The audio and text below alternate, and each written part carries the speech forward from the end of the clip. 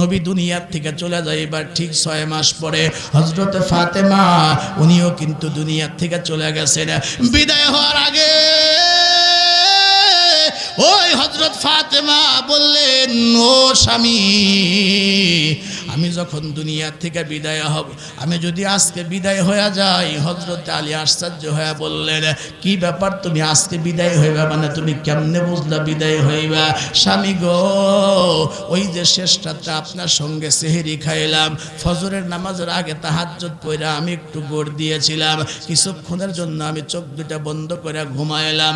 ঘুমের ঘরে স্বপ্নে দেখছি আমার বাবা বিশ্বনবী আমার সামনে দাঁড়ায় ডাক দেয়, কয় মারে, সেহরি কিন্তু আলীর সঙ্গে খাইলি, মারে ইফতারটা কিন্তু আলীর সঙ্গে দুনিয়ায় হবে না,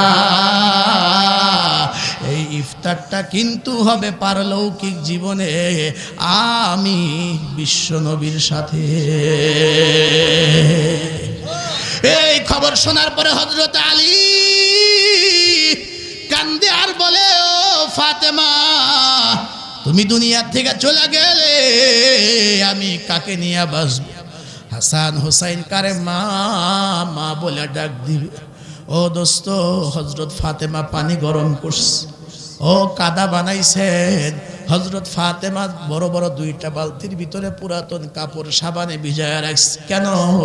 ডাক দেখো, স্বামী গো, সব কিছু একটু পরিষ্কার করতে চাই, বিশেষ করে গরম পানি বানাইছি, আমি একটু জীবনের শেষবারের মতো স্বামী গো আপনাকে ডইলা ডইলা একটু গোসল করাইতে চাই। আমি চলে গেলে আমার সন্তানগুলা হবে ইয়াতীম, আমার সন্তানগুলার কে আদর করবে? আমি আমার জীবনের শেষবারের মতো হাসান হোসাইন রে আমার সন্তানগুলাকে একটু গোসল করাইতে চাই। সত্যি হযরত ফাতেমা এই কাজগুলি কমপ্লিট কইরা দুনিয়ার থেকে বিদায় হয়ে গেলেন। গোসল করায়া, কাফন পরায়া, কাটিয়ায় শোয়ায়া, জানাজা দিয়া হযরত ফাতেমার লাশটা কবরে নিয়ে গিয়া যেই মাত্র কবরে নামায়া দিবে, যারা যারা কবরের ভয়ে কাঁদবে, নবী আমার বলেন এদের কবরের আযাব হবে না, আল্লাহ এদেরকে মাফ করে দিবে।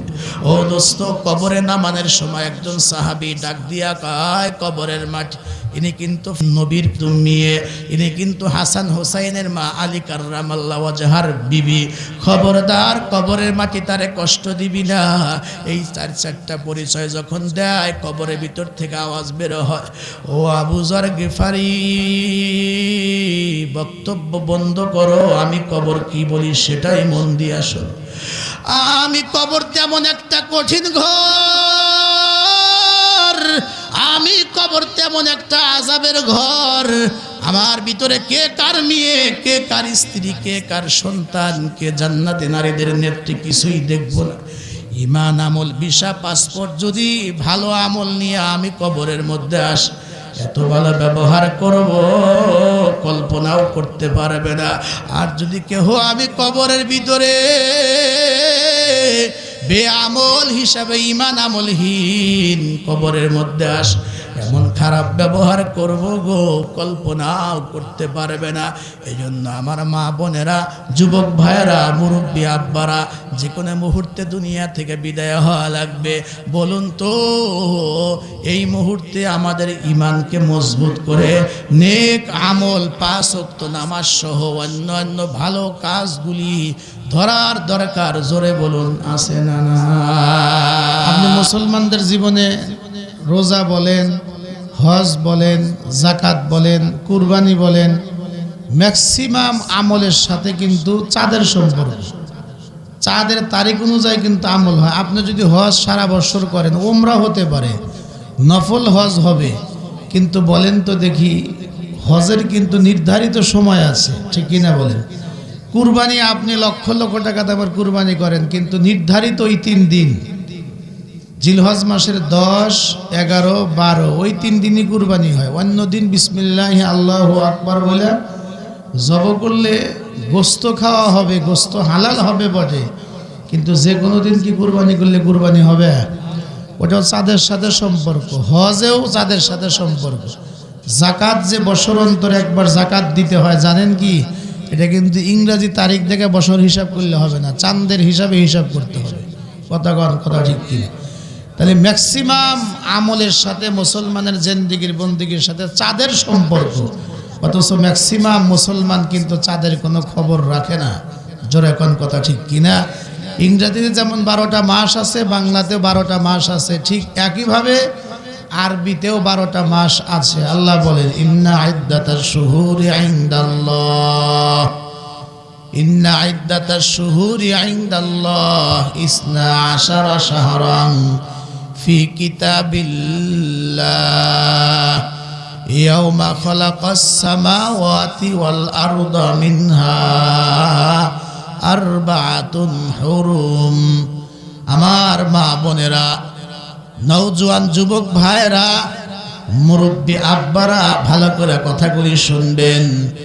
আল্লাহ পাক এই আয়াতের মধ্যে বলেন নিঃসন্দেহে নিশ্চয়ই যেদিন থেকে আসমান জমিন আল্লাহ পাক সৃষ্টি করছেন ওই দিন থেকেই আল্লাহর কিতাবে, আল্লাহর বিধানে বছরে ইসনা আশারা শাহরান, বছরে মাসের সংখ্যা হইল 12। আবার এই 12 মাসের মধ্যে 4টা মাসের মর্যাদা আলাদা। মিনহা আরবাতুন হুরুম, 4টা মাস মর্যাদাপূর্ণ এবং সম্মানজনক মাস। এই 4টা মাস নবী আমার বলেন 3 মাস হলো লাগাতার, জিলকওয়াদা, জিলহজ্জা আর হলো মুহররম। আর একটা মাস হইল রমজানের 1 মাস আগে যেই মাসটি আগমন করছে ওই মাসটার নাম হলো রজব মাস। একটু জোরে বলতে হবে সুবহানাল্লাহ।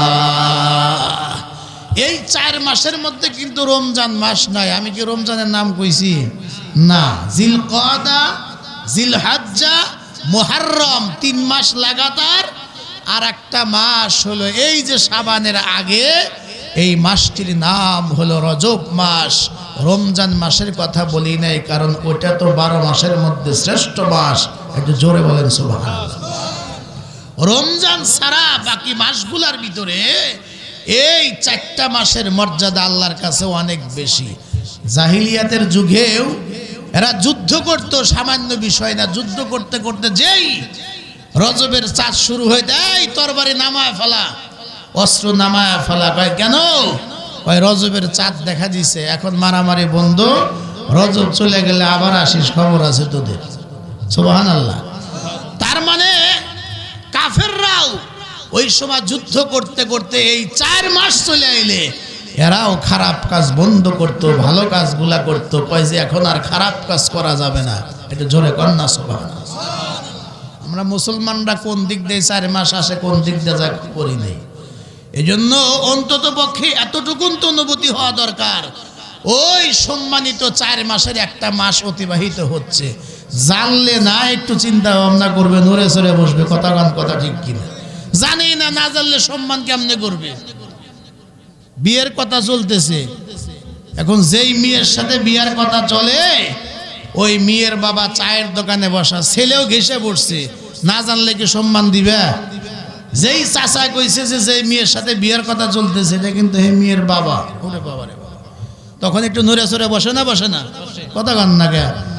এই জায়গা না থাকলে নড়ে না দাঁড়ায় যায়। কথা কন না? কথা ঠিক কিনা? মানে সম্মানিত একটা লোক পাশে, যে আমার স্ত্রীর বাবা হতে যাচ্ছে, আমার শ্বশুর আব্বা, ছেলে যত বেয়াদবি হোক দেখবেন জানার পরে একটু নড়ে চড়ে বসবে, যিনি আমার হবু শ্বশুর। কথা কন না? কথা ঠিক কিনা? তা আমরা চলতেছি, হঠাৎ যদি এতটুকু জানি যে ওই সম্মানিত 4 মাসের একটা মাস আগমন করছে, দেখবেন কিছুটা হলেও বান্দা নড়ে চড়ে বসবে, মাথায় ঢুকবে সম্মানিত মাস অতিবাহিত হচ্ছে। জোরে কোন কথা ঠিক কি? জানি না। আল্লাহর হাবিবের ইসরা আর মেরাজ যে হয়েছে এর মধ্যে বিন্দু পরিমাণ কোনো সন্দেহ নাই, কোরআন দ্বারা হাদিস দ্বারা প্রমাণিত। তবে মেরাজ ইসরা এটা কোন মাসে হয়েছে, কত তারিখে হয়েছে, কোন রাতে হয়েছে, এইটা নিয়েও আলেমদের মধ্যে একটু ইখতিলাফ আছে। তবে মেরাজ যে হয়েছে এর মধ্যে বিন্দু পরিমাণ সন্দেহ নাই। এটা এমন একটা মোবারকপূর্ণ মাস প্রসিদ্ধ মত অনুযায়ী এই রজবের চাঁদেই 26 দিবাগত রাত্রেই আল্লাহর হাবিব মুহাম্মদুর রাসূলুল্লাহ সাল্লাল্লাহু আলাইহি ওয়াসাল্লামকে আল্লাহ মেরাজের মতো মহাদৌলত আল্লাহ দান করেছিলেন। একটু জোরে বলেন না সুবহানাল্লাহ। আমি এই মেরাজ বা ইসরাকে সামনে রেখে আমি 3টা পয়েন্টে কথা বলবো। 1 নাম্বার হলো মেরাজ হওয়ার কারণ। বলেন 1 নাম্বার কি? মেরাজ হওয়ার কারণ। কেন আল্লাহ এই নিয়ামতটা একমাত্র নবীকে দিলেন, আর কোন নবীকে এই নিয়ামত দেয় নাই। 2 নাম্বার হইল মেরাজ কিভাবে হয়েছে, ঘটনাটাও সংক্ষিপ্ত আকারে বলবো। আর 3 নাম্বার হইল এই মেরাজ থেকে আমাদের শিক্ষা কি, আমাদের জন্য কি করণীয়, কি আমলের আছে। 1 নাম্বার হলো মেরাজের কারণ কি। খুব ভালো করে বুঝবেন, আমার আপনার পয়গম্বরের জীবনে বড় বড় কিছু দুঃখ আছে। তার মধ্যে অন্যতম একটা দুঃখ হইল আমার আপনার নবী জন্মের আগেই হুজুরের বাবা কবরে চলে গেছে। ঠিক কিনা বলেন? আলাম ইয়াজিদিকা ইয়াতীমান ফাআওয়া। রব্বুল আলামিন বলেন, নবী হে, আমি কি আপনাকে ইয়াতীম অবস্থায় পাইনি? ফাআওয়া, অতঃপর আমি আল্লাহ আপনাকে আশ্রয় দিয়েছি। ও দোস্ত, মানুষ পৃথিবীতে আসার পরে, সন্তান হইবার পরে দেখবেন সবচাইতে বেশি খুশি হয়, তার নাম হইল বাবা। সন্তান দেখবেন কোলে নিয়া বাবা ঠোঁটে গালে বারবার বারবার কপালের মধ্যে চুমু দেয়। কত মানুষকে ফোন করে করে বলে, কত মানুষের কাছে দোয়া চায়, মিষ্টি বিতরণ করে। কিন্তু আমার আপনার নবী এমন ইয়াতীম মানুষ তো দুনিয়া আসার পরে সন্তান রেখা বাবা কবরে যায়, কিন্তু আমার আপনার নবী এমন ইয়াতীম এখনো পর্যন্ত পৃথিবীতে আসেন নাই। তার আগেই বাবা আব্দুল্লাহ দুনিয়া থেকে বিদায় হয়ে গেছেন। খুব ভালো করে কথাগুলি বুঝবেন। আমার আপনার নবীর ব্যাপারে আল্লাহ কোরআনে হাকিমের মধ্যে বলছেন যে উম্মা আরসালনাকা ইল্লা রাহমাতাল লিল আলামিন। নবী হে, আমি আপনাকে তামাম বিশ্ববাসীর জন্য রহমত হিসাবে প্রেরণ করেছি। নবী আমার কেমন রহমত ছিলেন, হযরত আমেনা হুজুরের মা নিজেই বলেন, ও দুনিয়ার মহিলারা, ও দুনিয়ার উম্মতেরা, তোমরা শোনো, নবী যে কেমন রহমত। আমি আমেনার পেটে যখন, আমি আমিনার গর্ভে যখন বিশ্বনবী ছিলেন, ওই সময় আমি আমিনা যখন ঘর থেকে বের হইতাম দ্বিপ্রহরের সময়, এ পরিমাণ রোদ, ছাতা ছাড়া কোনোভাবেই জমিনের মধ্যে চলা যায় না। প্রত্যেকটা বস্তুর গায়ে দেখলাম রোদ লাগে, ব্যক্তির গায়েও রোদ লাগে। কিন্তু ওই সময়ও দ্বিপ্রহরের সময় নবী পেটে থাকা অবস্থায় আমি আমিনা যতবার ঘর থেকে বের হইতাম, আমি খেয়াল করে দেখতাম আমার শরীরে কোনো তাপ লাগে না, রোদ লাগে না। কি ব্যাপার, ছায়া কোত্থেকে আসে? উপরের দিকে তাকায় দেখতাম আমি আমিনার মাথার উপরে 10, 12, 15 হাত দূরে এক টুকরা মেঘ। আমি ডানে গেলে ডানে যায়, আমি বামে গেলে বামে যায়, সামনে গেলে সামনে যায়, পিছনে গেলে পিছনে যায়। তার মানে আমি যেদিকেই যাই আল্লাহর কুদরতি ভাবে এক টুকরা মেঘ আমি আমিনাকে ছায়া দিয়ে দিয়ে নিয়ে যায়। নবী আমার রহমত। বিশ্বনবীর মা বলেন, এটা আমি বহু আগেই টের পেয়েছি। শুধু কি তাই, হযরত আমেনা বলেন, নবী পেটে থাকা অবস্থায় কলসি নিয়ে আমি গেছি কূপের কাছে পানি আনতে। এই জামানার মতো তো অ্যাভেলেবল পানি সব জায়গায় পাওয়া যাইতো না। কলসির মুখে বা বালতির সাথে রশি বেঁধে 70-80 ফিট নিচে পানি বালতি ফালায়ার পরে টাইনা টাইনা পানি উঠাল লাগতো। কিন্তু হযরত আমেনা বলেন, ও দুনিয়ার উম্মত, ও নবীর উম্মতেরা, তোমরা শোনো, আমি আমেনা যখন কলসি বা বালতি পাত্র হাতে নিয়া ওই কূপের কিনারা দাঁড়াইতা আর বালতি বেঁধে 50, 60, 70, 80 ফিট নিচ থেকে আমি আমিনার পানি উঠার লাগে নাই। আমি কূপের কিনারা গিয়া দাঁড়ানোর সঙ্গে সঙ্গে দেখতাম ওই 70, 80 ফিট গভীর ওই নিচের পানি দৌড়ায়া আমি আমিনার হাতের কাছে চলে আসতো।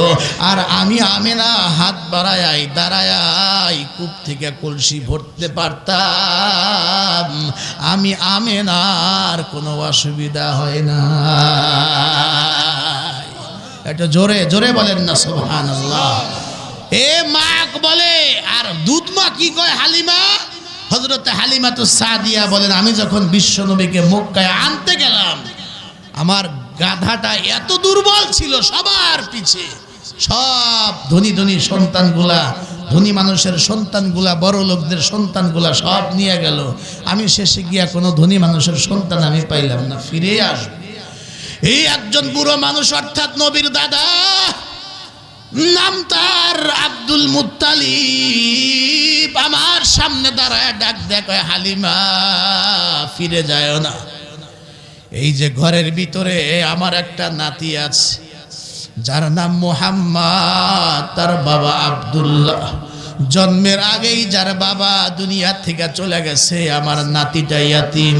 হয়তোবা তাকে লালন পালন করলে, দুধ খাওয়াইলে হয়তোবা তুমি তেমন কোনো পুরস্কার পাইবে না, কিন্তু আমি আব্দুল মুত্তালিব শুধু দাদা বইলা বলি না, শোনো আমার নাতিটারে তুমি একবার দেখলে রাইখা যাইতে পারবে না।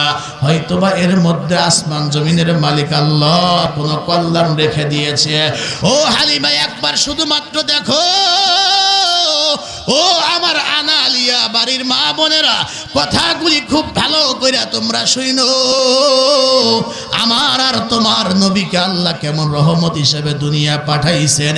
হযরতে হালিমাতুস সাদিয়া বলেন আমি যেই মাত্র মুরব্বির কথা শুনবার পরে মায়া লাগলো, আমি যেই মাত্র আমিনার ঘরের দরজার সামনে দাঁড়ায়া দরজাটা ধাক্কা দিয়া 2টা কদম সামনে আগাইতেই দেখি আল্লাহ দোল্লার ভিতরে, বিছানার ভিতরে একজন শিশু ঘুমায়া রইছে, একজন শিশু শুয়া রইছে।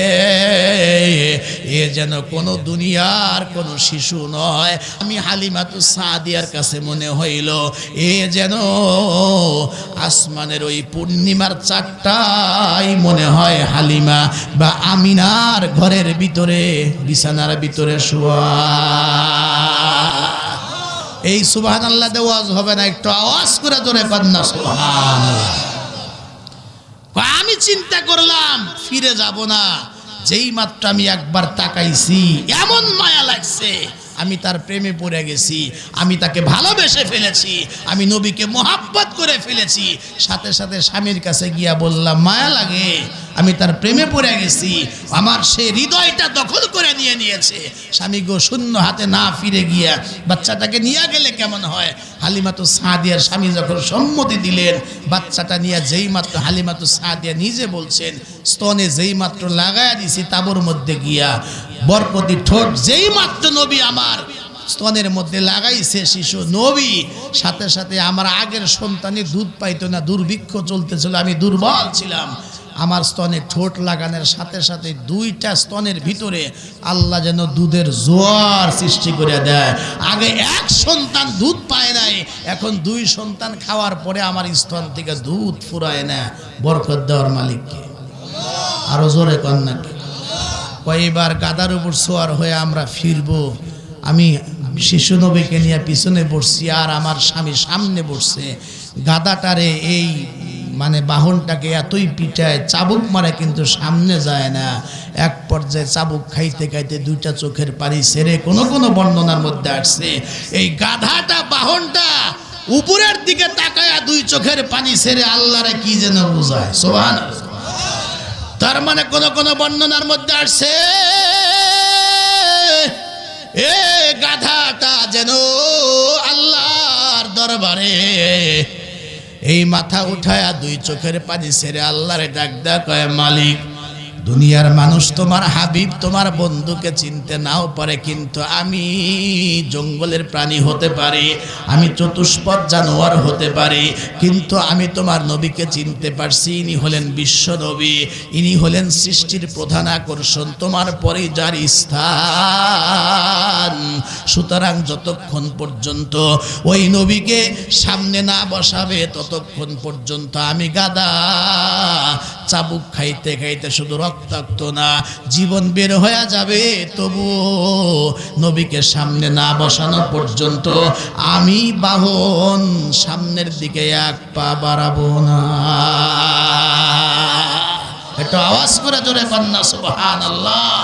হালিমাতুস সাদিয়া বলেন, আমার হাজবেন্ড যখন পিছনে বসছে আর আমি যখন বিশ্ব নবীকে নিয়ে যখন সামনে বসছি, এমন সময় এই গাধাটা বাহনটা যেন তার শরীরের মধ্যে এমন স্পিড পাইলো, স্পিড পায় এমন চলা আরম্ভ করছে, অল্প সময়ের মধ্যে কয় যে যারা আমাদের আগেই রওনা করেছিল এদেরকে পিছনে ফেলায় যখন সামনের দিকে হাঁটে, এরা পিছন থেকে ডাকে আর কে, হালিমা এই কি সেই বাহন নাকি যেটা মক্কায় যাওয়ার সময় হাঁটতেই পারতেছিল না, এখন এটা কিভাবে এত দ্রুত গতিতে হাঁটে?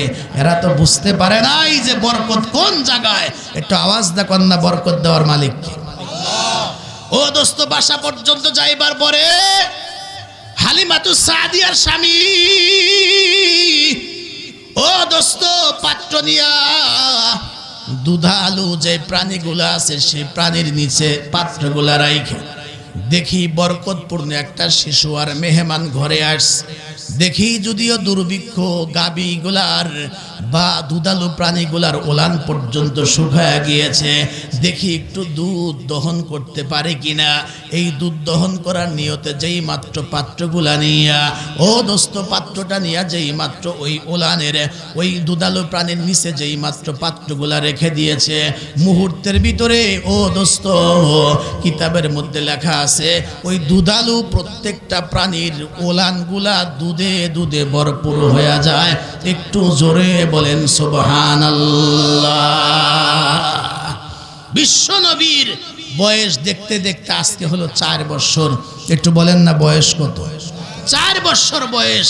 ও দোস্ত, এরপরে দেখতে দেখতে বিশ্বনবীর বয়স হলো 6 বছর। এই 6 বছরে বিশ্বনবীর মা হযরত আমেনা উনি দুনিয়া থেকে চলে গেলেন। মা কেমনে চলে গেলেন? 6 বছর বয়স যখন হয়েছে, একজন এসে ডাক দেখা, আমেনা, ওই মাঠে দেখলাম যে মোহাম্মদ সন্ধ্যা হয়ে যাচ্ছে, বসে বসে কান্দে, কি দুঃখ? আমরা জিগাইলাম কিন্তু আমাদের কাছে বলে না, শুধু কান্দেই আছে। তাড়াতাড়ি করে যাও, জঙ্গল থেকে কোনো প্রাণী এসে তোমার সন্তানের কোনো ক্ষতি করতে পারে। ইতিহাসের মধ্যে লেখা আছে, সিরাতের কিতাবের ভিতরে আছে। এবার হুজুরের মা হযরত আমেনা দৌড়ে যায়, গিয়া দেখে নবী আমার ময়দানের পাশে বৈশা বৈশা 2 চোখের পানি ঝর্ণার মতো ছেড়ে কান্দে। হযরত আমেনা একদম কাছাকাছি গিয়া বুকের মধ্যে টান দিয়া নিয়ে ডাক দেখো, বেটা মোহাম্মদ কেন কাঁদতেছ? কি তোমার দুঃখ? নবী আমার 2 চোখের পানি আরো বেশি করে ছেড়ে দিয়া ডাক দেখো, মা আমার মনের মধ্যে দুঃখ হইল, বন্ধুদের সঙ্গে মাঠে কতদিন আসলাম, খেলার শেষে দিন শেষে দেখি বন্ধুদের যার যার বাবারা এসে এসে যার যার সন্তানগুলিকে কোলে নিয়ে নিয়ে বাড়ির দিকে যায়, কিন্তু মা এই ময়দানে 1 দিন নয় 2 দিন নয়, আমি পর পর কয়েকদিন এই ময়দানে আসলাম। খেলার শেষে দেখি সন্ধ্যার দিকে যার যার বাবাগুলো এসে এসে সন্তানগুলিকে টান দিয়া বুকে নিয়ে ঠোঁটে গালে কপালে চুমো দিয়ে দিয়ে যার যার বাড়ির দিকে নিয়ে যায়। মাগো, আমি আমার বাবার কথা কতদিন জিজ্ঞেস করেছি, তুমি শুধু বলো তোমার বাবা বহুদূর চলে গেছে, তোমার বাবার খবর পরে বলবো। মাগো, আজকে তোমাকে বলতে হবে আমার বাবা আব্দুল্লাহ কই গিয়েছে। হযরত আমেনা চোখের পানি ছেড়ে কান্দে। বিশ্ব নবীকে কোলে নিয়া শ্বশুর আব্দুল মুত্তালিবের কাছে গিয়া ডাক দিয়া বলে, আব্বা জান, আপনি আপনার নাতিরে আমি বুঝাইতে পারি না। সে তার বাবা আব্দুল্লাহর কথা জিজ্ঞেস করে, আমি কি বলবো? হযরতে আব্দুল মুত্তালিব ডেকে ডেকে বলে, বৌমা আগামীকাল দাসী উম্মে আইমানকে সাথে নিয়ে মদিনায় যাও, তার বাবা অর্থাৎ আমার সন্তান আব্দুল্লাহর কবরটা জিয়ারত করে আসো। হয়তো বাবার কবর দেখলে হয়তো বা কিছুটা সান্ত্বনা পাবে। সত্যি পরের দিন মদিনায় চলে গেলেন। ও আমার ভাইয়েরা, এই জায়গার মধ্যে যারা বসে আছেন, আমাদের মধ্যে অনেকের বাবা নাই, কারো কারো মা নাই। ও দোস্তে, এই যে আলমগীর সাহেব, তার কিন্তু বাবা দুনিয়াতে নাই। যারা আমরা এই জায়গার মধ্যে বসে আছি, আমাদের মাঝে অনেকের কিন্তু আব্বা নাই, কারো কারো মা এই দুনিয়াতে নাই। হাদিস শরীফের মধ্যে আসছে, যাদের মা নাই, যাদের বাবা নাই, মা বাবা হারা সন্তানগুলি যদি আব্বা মার কবরের পাশে দাঁড়ায়া যদি দুইটা হাত উঠায়া মা বাবার জন্য দোয়া করে চোখ থেকে পানি ছেড়ে দেয়, অথবা এই যে মাহফিলের মধ্যে বৈশা কেউ যদি আব্বা মার কথা স্মরণ করিয়া মশার ডানা পরিমাণ পানিও যদি চোখের কর্নারে জমা করিয়া আল্লাহরে ডাক দিয়া বুঝাইতে চায়, আল্লাহ, পয়গম্বর বলেন, ও সন্তানের চোখ থেকে পানি বের হয়ে নাকের আগায় আসার আগে আগে ও সন্তানদের মা বাবার কবরের আযাব থাকলে আমার আল্লাহ মাফ করে দেয়। ও দোস্ত, পয়গম্বর কবর জিয়ারত করার পরে যখন মদিনা থেকে মক্কার দিকে আসতেছিলেন, আবুয়া নামক জায়গা পর্যন্ত আসলে হযরত আমেনার গায়ে জ্বর উঠে যায়, অসুস্থ হয়ে যান। হযরত আমেনা উম্মে আয়মানকে ডাক দিয়া কয়, ও উম্মে আয়মান, দে আমার মুহাম্মদকে আমার কোলে দে। আমার মন বলে আমি দুনিয়ার থেকে বিদায় হয়ে যাব। পয়গম্বরের কথা শুনবার পরে বিশ্ব নবী, শিশু নবী, বয়স মাত্র 6, মার কাছে গিয়া মার গলা জড়া ধরে ডাক দেয়া কয়, মা, আমার বাবা নাই, বাবা জন্মের আগেই দুনিয়ার থেকে চলে গেছে। তুমি আমার মা, তুমি আমার বাবা, বাবা দেখি নাই। মাগো তুমি কি বলো? তুমি যদি না থাকো মা, আমি কার বুকে ঘুমাবো? আমি কাকে মা মা বলে ডাকবো? হো মা, তুমি আমার রাইখা যাও না। এই যে নবীর জীবনের করুণ কাহিনী শুই না, যাদের চোখ থেকে পানি বের হবে, অন্তরের মধ্যে ধাক্কা লাগবে। ও দোস্ত, এই চোখের পানি আর অন্তরের ধাক্কা, এই মহাব্বতটা কিয়ামতের ময়দানে বিশ্ব নবীর হাতে থাকবে হাউজে কাউসার। একটা ধাক্কা দিয়া বিশ্ব নবীর কিনারায় পৌঁছায়া দিবেন। আল্লাহর পয়গম্বরের হাতে হাউজে কাউসার নসিব হবে। আর কারো যদি হাউজে কাউসার নসিব হয়, এই হাউজে কাউসারের পানির বৈশিষ্ট্য হইল পানিগুলা দুধের চাইতেও সাদা, মধুর চাইতেও মিষ্টি, মেশকো আম্বরের চাইতে আরো বেশি সুঘ্রাণ। আল্লাহর নবী বলেন, কেউ যদি আমার হাতের এক গ্লাস হাউজে কাউসারের পানি কিয়ামতের ময়দানে পান করতে পারে, বেহেশতে যাওয়ার আগ পর্যন্ত হাজার হাজার বৎসরেও তার আর পানির পিপাসা লাগবে না। একটু জোরে বলেন সুবহানাল্লাহ। নবীর বয়স 6 বছর। এই 6 বছর বয়সে হযরত আমেনা উনিও দুনিয়ার থেকে বিদায় হয়ে গেলেন। তাহলে জন্মের আগে বাবা নাই, 6 বছরে মা নাই। 8 বছর পর যখন বয়স হয়ে গেল, হুজুরের দাদা দেখাশোনা করে রাখতেন। হুজুরের দাদা 8 বছরে উনিও বিদায় হওয়ার সময় আসেন। মেরাজের কারণ কি একটু খেয়াল করেন। এবার আব্দুল মুত্তালিব, হুজুরের এক চাচা, তার নাম হলো আবু তালিব। একটু বলেন না তার নাম কি? আবু তালিব। আবু তালিবকে কাছে ডাইকা কয়, শোন, শুধু সব দিকে নজর রাখো না, আমি চলে যাচ্ছি। এই যে আমার নাতিটা জন্মের আগেই বাবা হারাইছে, 2 বছর আগে তার মাও হারাইছে, আমি দাদা হয়তো বা চলে যাব।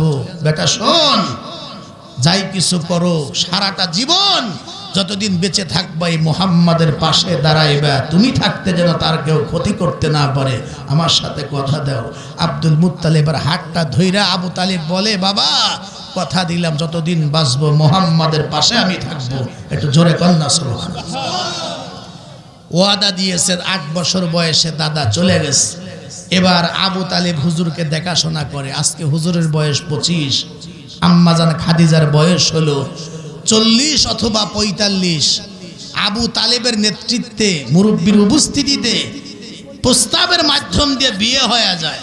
আজকে দেখতে দেখতে হুজুরের বয়স 40 বছরে একদিন হুজুর নবী হইলেন। নবী হইবার আগে মক্কার যেই লোকগুলা পয়গম্বরকে এত মহাব্বত করত, এত ভালোবাসতো, আল আমিন বলে ডাকতো, আর সাদিক বলে ডাকতো, যেই নবী হইবার পরে আওয়াজ দিছে এখন থেকে তোমরা পড়ো ইয়া আইয়ুহান নাস লা ইলাহা ইল্লাল্লাহ তুফলিহুন, হে লোক সকল তোমরা বলো আল্লাহ ছাড়া আর কোনো মালিক নাই, আর কোনো ইলাহ নাই, আর তোমরা বলো মুহাম্মদ সাল্লাল্লাহু আলাইহি ওয়াসাল্লাম আল্লাহর রাসূল, তুফলিহুন তোমরা সফল হয়ে যাইবা। এই যে সাথে সাথে মক্কার লোকগুলো আল্লাহর নবীর দুশমন হয়ে গেল। ততক্ষণ পর্যন্ত দেখবেন মসজিদের ইমাম সাহেবের ইমামতি থাকে, বয়ানও মানুষ শোনে, যে ইমাম সাহেব একটু সুদের কথা কয়, ঘুষের কথা কয়, আর এই সাদাবাজির কথা কয়, সন্ত্রাসীর কথা কয়, যখনই সুদ ঘুষের কথা কয়, তখনই দেখবেন যে বহু মুসল্লি ইমামের দিকে বড় বড় চোখ করে তাকায়, যাবে যে সুদ খাই, হুজুর বোধহয় আমার কথাই বলতেছে, কথা কন না কে? অথচ হুজুর কিন্তু জানেই না এই খবর। আপনি যে সুদ খান এটা হুজুর জানেই না। বাস বলেন তো আপনারা হাদিস কোরআনে সুদের ভয়াবহতার কথা আছে না নাই? সুদের শাস্তির কথা আছে না নাই? ঘুষের কথা আছে না নাই? অন্যের জমি দখলের কথা আছে না নাই? ইমাম সাহেব যেই কোরআন দিয়া হাদিস দিয়া এই সঠিক কথাগুলা মেম্বারে বলল, নামাজের ওয়াজ করে কিছুই কয় না, কবরের ওয়াজ করে তাও কিছু কয় না, হাসরের মাঠের ওয়াজ করে তাও কিছু বলে না, যেই সুদের কথা ঘুষের কথা আর এই জমিনের উপরের কথা বলা শুরু করছে হাদিস কোরআন দিয়া, যার মধ্যে যেই দোষ, মসজিদে গিয়া কয় যে আমি মসজিদের সভাপতি, আমি সেক্রেটারি, আমি সিগারেট আলী, আমার মধ্যে যেই দোষটা আসে হুজুর জানলো কেমনে? বোধহয় হুজুর আমার বিরুদ্ধে ওয়াজ শুরু করছে, এই হুজুর আগামী শুক্রবার থেকে না আসে, না করে দিস। কথা কন না, কথা ঠিক কিনা? কথা কন না, আছে না নাই? এই 40 বছর পর্যন্ত, যতক্ষণ পর্যন্ত মূর্তির বিরুদ্ধে বলে নাই, এক আল্লাহর কথা বলে নাই, দাওয়াত দেয় নাই, সবাই মাথার উপর নিয়ে ঘুরলো, আল আমিন বললো, এত সম্মান করলো, এত মহাব্বত করলো, যেদিন থেকে মূর্তির বিরুদ্ধে বলা আরম্ভ করছে ওই দিন থেকে মক্কার ওই লোকগুলা আর দেখতে পারে না। আল্লাহর পক্ষে বলা মানে তো মূর্তির বিরুদ্ধে বলা, কথা কন না, কথা ঠিক কিনা? যেই বলছে লা ইলাহা ইল্লাল্লাহ, আল্লাহ ছাড়া আর কোনো মাবুদ নাই, আর কোনো ইলাহ নাই, তার মানে সকল মূর্তি পূজা বাতিল। আর হেরা তো মূর্তি পূজা করতো, কেউ কেউ আল্লাহরেও মানতো, পাশাপাশি মূর্তির পূজাও করতো, না না আল্লাহও ঠিক আছে, পাশাপাশি মূর্তিও মানতো, যে এটা আমারে তুফান থেকে বাঁচাবে, এটা আমারে কলেরা থেকে বাঁচাবে, দোকানের মধ্যে রাখছি, এটা আমার ব্যবসার মধ্যে উন্নতি দিবে। নাউজুবিল্লাহ, জোরে বলেন না। মানে বহু খোদার তারা পূজা করত। আর যেই পয়গম্বর বলছে লা ইলাহা ইল্লাল্লাহ, আল্লাহ ছাড়া আর কোনো মাবুদ নাই, সব বাতিল। আসলেই তো বাতিল, মূর্তির কোনো ক্ষমতা আছে? আসতে যারা কইলেন বিশ্বাস হয় না, মূর্তির কোনো ক্ষমতা আছে? জাউফাত তালিব ওয়াল মাতলুব, আল্লাহ বলছেন যে মূর্তির অবস্থা হলে এমন যে খোদার চাইতে বান্দার ক্ষমতা বেশি। আচ্ছা, এই হিন্দুদের মধ্যে কোন তো MA pass, masters pass, lawyer pass এরকম আছে না নাই? ব্যারিস্টারি পাস করছে, আছে না নাই? আচ্ছা, খেয়ার দিয়া কাদা কুদা দিয়া যেটা বানাইছে ওটা কি পাস করছে? আল্লাহ তো কোরআন ওই কথাই বলছে, দাউফাত তালিব ওয়াল মাতলুব, যে ভগবানের চাইতে বান্দার ক্ষমতা বেশি। আর এটা একটা মাছিও তাড়াইতে পারে না। আসলে কি পারে? মাছিও তাড়াইতে পারে না। এই জন্যই তো এক ইহুদি, এই মূর্তি পূজক নবীর দরবারে আসছে, কিন্তু একটা মূর্তি সাথে করে নিয়ে এসে, নবীও জানে সে মূর্তি পূজা করে, কিন্তু মাগার মূর্তিটার কাল্লা নাই, মানে দেহ আছে কিন্তু এখান থেকে কাল্লা নাই। কি ব্যাপার, তুমি আমার সামনে তোমার খোদারে নিয়ে দাঁড়াইলা, ভগবান নিয়ে দাঁড়াইলা, নবী জিগায় তোমার ভগবানের কাল্লা কই? হুজুর ওই কথাই তো বলতে আসছে, এটারে আমি খোদা বলে মানতাম, সারা জীবন খুব পূজা করছি, এখন বুঝাস। আমি গতকালকে যাচ্ছিলাম আমার এক আত্মীয়র বাড়ি, কথার কথা শ্বশুর বাড়ি, তো এইটা নিয়ে যাচ্ছিলাম, তো আমার প্রস্রাবের ব্যাগ, তো এটা নিয়ে পেশাব করি কেমনে? খোদার সামনে কি ওই কাজ করা যায়? লজ্জা আছে না? এই জন্য আমি এক জায়গায়, আবার এটা তো এমনি এমনি খাড়া হইতে পারে না। খাড়া করার দুই সিস্টেম হয়, কারো সঙ্গে হেলান দিয়ে দাঁড় করার লাগবো, আর না হয় পিছন দিয়ে বাঁশ দিয়ে খাড়া করার লাগবো, তাছাড়া কোনো পথ নাই। কথা ঠিক কিনা? তো এইটারে আমি হেলান দিয়ে ওয়ালের সঙ্গে রাইখে আমি গেছি 50 গজ দূরে পেশাব করতে। গেলে পেশাব করি, সামনে আওয়াজ হয়, পিছনে কারণটা কি? তা আমি তখন কাল্লা ঘুরে পিছন দিকে তাকায় দেখি সর্বনাশ, আমার কুত্তার মুখে, আমার ভগবানের মুখে এক কুত্তায় পেশাব করে, আরো 3টা সিরিয়াল দিয়ে দাঁড়ায় আছে, ওরাও মুক্ত। তখন আমি চেনও আটকাইতে পারি না, আসতেও পারি না, কারণ প্রস্রাব তো শেষ হয় নাই হুজুর। তখন আমি ওই অবস্থায় আমি আমার খোদারে ডাক দেখলাম, ও খোদা, খোদা, তোমার মুখে না কুত্তা মতে, একটু ধুরু গাও, একটু ধমক দাও। এটা কিন্তু হাদিস, একটু ধমক দাও। তো হুজুর আমি এত টাকাটা করলাম, ধমকও দিল না, কুকুর পেশাব ক্লিয়ার করে তারপরে চলে গেল। আমি প্রস্রাব শেষ করে এসে দেখি এখনো প্রস্রাবের পানি পড়তে আছে।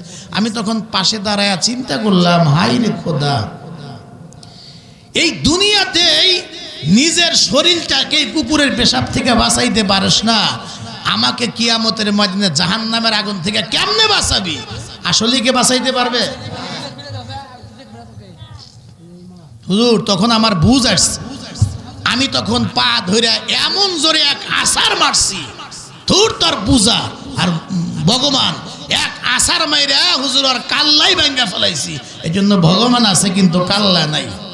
আপনারা যেমন হাসলেন, নবীজি হাসতেন, মুস্কি হাসতেন, দাঁত মোবারক দেখা যায় নাই, কিন্তু নবীজি জীবনে কয়েকবার হাসছেন, দাঁত মোবারক দেখা গেছেন। তার মধ্যে এই একটা সময় হাদিসে আছে, লোকটার বলার ভঙ্গিমা কি কয়, হুজুর এমন জোরে আছার মারছি ওর কাল্লাই ভাঙ্গা ফেলাইছি, কাল্লা ছাড়াই আপনার দরবারে হাজির করছি। যেমন আপনারা হাসলেন, নবীজিও হেসে দিয়েছেন, হুজুরের দাঁত মোবারক দেখা গিয়েছে। একটু জোরে কন্যা সুবহানাল্লাহ। নবী তখন জিগাইলেন, বুঝলাম, তাহলে এখন আমার কাছে কেন আইছো, আমি কি করব? এই লোকটা এবার ডাক ডাকায়, হুজুর আপনার কাছে আসার কারণ হইল এই মূর্তির পূজা বহুদিন পর্যন্ত করেছি, এখন আমার বুঝ আসছে এর পূজা করে কোনো লাভ হবে না। দুনিয়াতেই যার শরীরটাকে কুকুরের পেশাব থেকেও বাঁচাইতে পারে না, সামান্য কুকুরের পেশাব থেকেই যেই ভগবান তাকে নিজের শরীরটাকে বাঁচাইতে পারে না, আল্লাহর নামের কসম আমার মন বলে কিয়ামতের ময়দানে এ কশ্চিনকালে আমাকে জাহান্নামের আগুন থেকে বাঁচাইতে পারবে না। সিদ্ধান্ত দিয়েছি এখন থেকে মূর্তি পূজা ছেড়ে দিলাম, এক আল্লাহর পূজা করতে চাই, যিনি সকল বিষয়ের উপর যার ক্ষমতা চলে। এখন থেকে হুজুর এক আল্লাহর পূজা আমি করব, আমি মুসলমান হতে এসেছি। এই যে বাড়ায়া দিলাম হাত, নবী আমাকে দেরি করবেন না, এখন একটু পড়ায়া দেন কালেমা, এই মুহূর্ত থেকে আমি হয়ে গেলাম পাক্কা মুসলমান। ও দোস্ত, কথাগুলি খুব ভালো করে বুঝবেন। যেদিন থেকে আল্লাহর পয়গম্বর নবী হইলেন, নবী হইবার পরে তিনটা বছর কিন্তু গোপনে পয়গম্বর দেখে দেখে গোপনে দাওয়াত দিয়েছেন। গোপনে দাওয়াত দেওয়ার কারণে দেখবেন অল্প কিছু মানুষ মুসলমান হয়ে গেল। তিনটা বছর পরে আল্লাহ কোরআনের আয়াত নাজিল করলেন, ও আনজির আশিরাতাকাল আকরাবিন, নবী এবার আপনার নিকটতম আত্মীয় স্বজন যারা আছে এদেরকে ডাকেন, এক আল্লাহর কথা বলেন। এখন থেকে আর গোপনে নয়, এখন থেকে প্রকাশ্যে দাওয়াত দেওয়া আরম্ভ করেন। পয়গম্বর যেদিন থেকে সবাই ডাক দিয়া এক আল্লাহর কথা বললেন, আর এক আল্লাহর কথা বলা মানেই হলো মূর্তির বিরুদ্ধে বলা। এই মক্কার কুরাইশ আর কাফেররা পর্যন্ত বিশ্ব নবীর চাচা আবু তালিবের কাছে এসে ডাক দেখো, ও আবু তালিব, হয় তুমি কালেমা গ্রহণ করে তোমার ভাতিজার সঙ্গে তুমি যোগ দিয়ে দাও, আর না হয় তুমি আমাদের দিকে চলে আসো, আর না হয় তুমি আমাদের এবং মুহাম্মাদের মাঝখান থেকে সরে দাঁড়াও, যা করার আমরাই ব্যবস্থা নিব। তোমার কারণে মুহাম্মাদকে কিন্তু কিছু বলতে পারে না। ও আবু তালিব, তুমি তোমার ভাতিজাকে বলো সে যেন মূর্তির বিরুদ্ধে না বলে। সে যদি সুন্দরী নারী চায় বলুক, কয়টা নারী লাগবে? এই মক্কার সবচাইতে সুন্দরী সুন্দরী নারী তার সামনে এনে দেওয়া হবে। সে যদি চেয়ার চায়, ক্ষমতা চায়, কয়টা চেয়ার লাগবে? সবচাইতে বড় চেয়ারটা তাকে আমরা দেব। আর যদি তোমার ভাতিজা অর্থ সম্পদ চায়, কি পরিমাণ অর্থ সম্পদ লাগবে বলুক, আমরা দুনিয়ার অর্থ সম্পদ তার পায়ের কাছে রাখবো। তবুও তোমার ভাতিজাকে বলো, সে যেন মূর্তির বিরুদ্ধে না বলে, এক আল্লাহর দাওয়াত যেন বন্ধ করে দেয়। এতক্ষণ পর্যন্ত আল্লাহর পয়গম্বর এই কথা শুনবার পরে যখনই চাচা বিশ্বনবীর কাছে এই কথাগুলি প্রস্তাব দিলেন, তারা যে এই কথাগুলি বলে, নবী আমার স্পষ্ট করে ডাক দিয়া বলে, ও আমার চাচা, ওই কাফেরদেরকে জানায়া দেন এতক্ষণ পর্যন্ত যা বললো তা তো সম্ভব যেটা, অর্থাৎ এক হাতে এনে দেয় যদি সূর্য, আর এক হাতে যদি এনে দেয় চন্দ্র, তথাপিও আমি মুহাম্মদ স্পষ্ট ঘোষণা করলাম যে উদ্দেশ্যে পৃথিবীতে আগমন করেছি, আমি আমার মিশন আর দায়িত্ব থেকে চুল পরিমাণ আমি পিছনে হটব না। একটু মুসলমানের আওয়াজ দিয়ে জোরে বলতে হবে আল্লাহু আকবার। হয় না? আরো আওয়াজ করে জোরে বলেন না আল্লাহু আকবার। আবু তালিব তখন ডাক দিয়া ও ভাতিজা, যাও, এখন থেকে আমি আবু তালিব ঘোষণা দিলাম, আমি হয়তো বা মুহাম্মদ, শোনো, তোমার ধর্ম আমি কবুল করব না ঠিক, কিন্তু যতদিন পর্যন্ত আমি আবু তালিব এই দুনিয়ার জমিনে বেঁচে আছি, যাও, কথা দিলাম, আমি আমার বাবার হাত ধরে ওসিয়ত করছিলাম ভাতিজা তোমার পাশে থাকবো, যাও, আমি কথা দিলাম, আমি আবু তালিবের দেহের মধ্যে এক ফোঁটা রক্ত থাকা অবস্থায় মক্কার কোন কাফের তোমার ক্ষতি করবে, তোমার গায়ে টাচ করবে, আমি আবু তালিব মেনে নেব না। একটু জোরে বলেন সুবহানাল্লাহ। মেনে নেয়ও নাই। নবুয়াতের বয়স যখন ৭ম বছর, এরা কিন্তু আল্লাহর হাবিবকে জেলে ঢুকাইলো মিথ্যা মামলা দিয়া। ওই যে শিয়াবে আবু তালিবে হুজুরকে ৩ বছর কিন্তু বন্দি করে রাখছিল, হুজুরের জীবনে ৩ বছর জেল কেটেছিল। এই জন্য এই ৩ বছর যে জেলে ছিল, শিয়াবে আবু তালিবে আটকে রাখা হয়েছিল। এই আবু তালিবও স্বেচ্ছায় পয়গম্বরের সাথে উনিও ৩ বছর স্বেচ্ছায় কারাবরণ করেছেন। একটু জোরে কোন সুবহানাল্লাহ। তো চিন্তা করেন ভাতিজার পাশে কেমন লাগিয়েছিল, কিন্তু ঈমান আনে নাই, ঈমান আনে নাই। এজন্য বলা আছে সবচাইতে আবু তালিবের শাস্তিটাই জাহান্নামে কম হবে। সে কেমন কম হবে? ওই আবু তালিবের পায়ের মধ্যে এক জোড়া জুতা পরায়া দিবে, আগুনের জুতা, পুরা শরীর বাদ দিয়ে পায়ের মধ্যে জুতা কেন পরায়া দিবে? এই আবু তালিব নবুয়াতের ১০ম বছরে ওই শিয়াবে আবু তালিব থেকে মুক্ত হওয়ার পরেই নবীর বয়স যখন মোটামুটি ৫০ আর নবুয়াতের বয়স যখন মাত্র ১০, ওখান থেকে বের হওয়ার পরে আবু তালিব ইন্তেকাল করছে। মৃত্যুর সময় হুজুর পাশে গিয়া বলছিল, কাকা, ও কাকা, আপনার জোরে বলতে হবে না, এখন তো চলে যাবেন, মনে হয় দুনিয়ার থেকে চলে যাবেন। আমার মনে অনেক দুঃখ, কিয়ামতের মাঠে আমি আমার এই হাত দিয়া কত মানুষকে হাউজে কাউসার পান করাবো, আমি নবী কত মানুষকে সুপারিশ করে জান্নাতে নেব। ঈমান না থাকলে তো সুপারিশ করতে পারবো না। আপনি শুধু আমার কানে একবার বলে যান, লা ইলাহা ইল্লাল্লাহ মুহাম্মাদুর রাসূলুল্লাহ। কোন বর্ণনায় আছে মুহাম্মাদুর রাসূলুল্লাহ কোয়া লাগবে না, আপনি খালি লা ইলাহা ইল্লাল্লাহ বলে যান, আমি শুনবো আর আল্লাহই শুনবে। কিয়ামতের ময়দানে আমার মাজায় গামছা দিয়া হলেও আমি সবার আগে সুপারিশ করে আমি আপনাকে জান্নাতে পৌঁছাবো। একটু জোরে সুবহানাল্লাহ।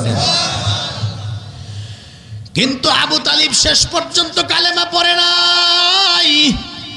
এই একদিকে নবী বুঝান, কোন বর্ণনার মধ্যে আছে আবু তালিব কালেমা পড়ার ইচ্ছা পোষণ করেছিল, মুহূর্তের মধ্যে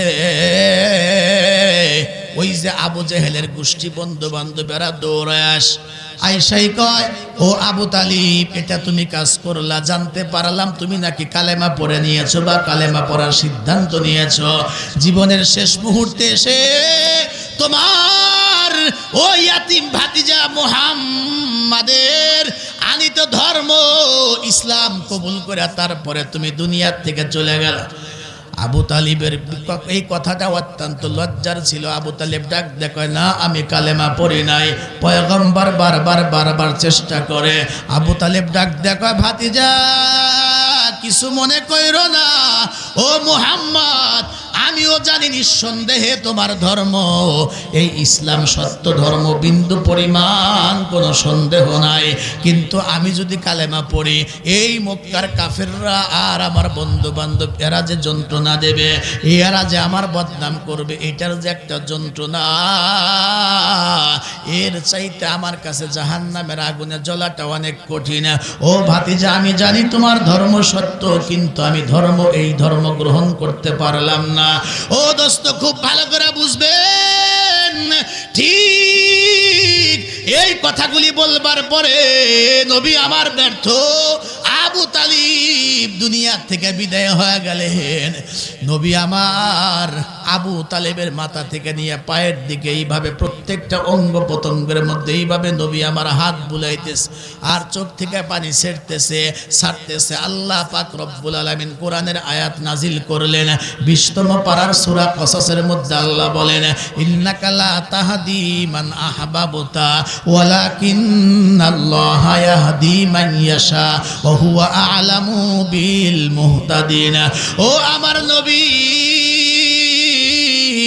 আপনি যাকে মোহাব্বত করেন, আপনি যাকে ভালোবাসেন, আপনি যাকে চাবেন তাকে আপনি হেদায়েত দিতে পারবেন না। আপনারা একটু আওয়াজ দিয়ে বলেন তো, হেদায়েত দেওয়ার মালিক একজন, জোরে কন্যা তিনি কে? আরো জোরে কন্যা তিনি কে?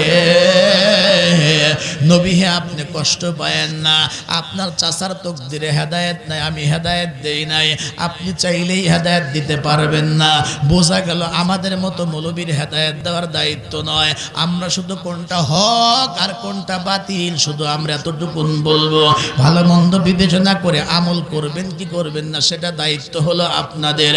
নবী আমার মাথা থেকে পা পর্যন্ত বরকতি হাত এইভাবে ভুলায়া পা পর্যন্ত, হাঁটু পর্যন্ত আসলে আল্লাহ পাক ফেরেশতাকে ডাক দেয়, যা ফেরেশতা আমার বন্ধুর হাতটা ঠেকায়া দে, আমার বন্ধুর হাত যেন আর নিচের দিকে না যায়, কারণ হাঁটু পর্যন্ত আমার দোস্তর বরকতি হাতের স্পর্শ লেগেছে। আমি আবু তালেবের এই শরীরের মধ্যে আমি আযাব দেব না, তবে একেবারেই যদি কোনো জায়গা ফাঁকা না থাকে তারে আযাব কেমনে দিবে। সুতরাং আমার বন্ধুরে গিয়া বল যেন আর নিচের দিকে হাত না নেয়, আমার দোস্তর হাতটাকে ফিরায় দে। এই জন্য নবী আমার এই পর্যন্ত নিসফে সাক পর্যন্ত বা হাঁটু পর্যন্ত হাত বুলায় আনলেন।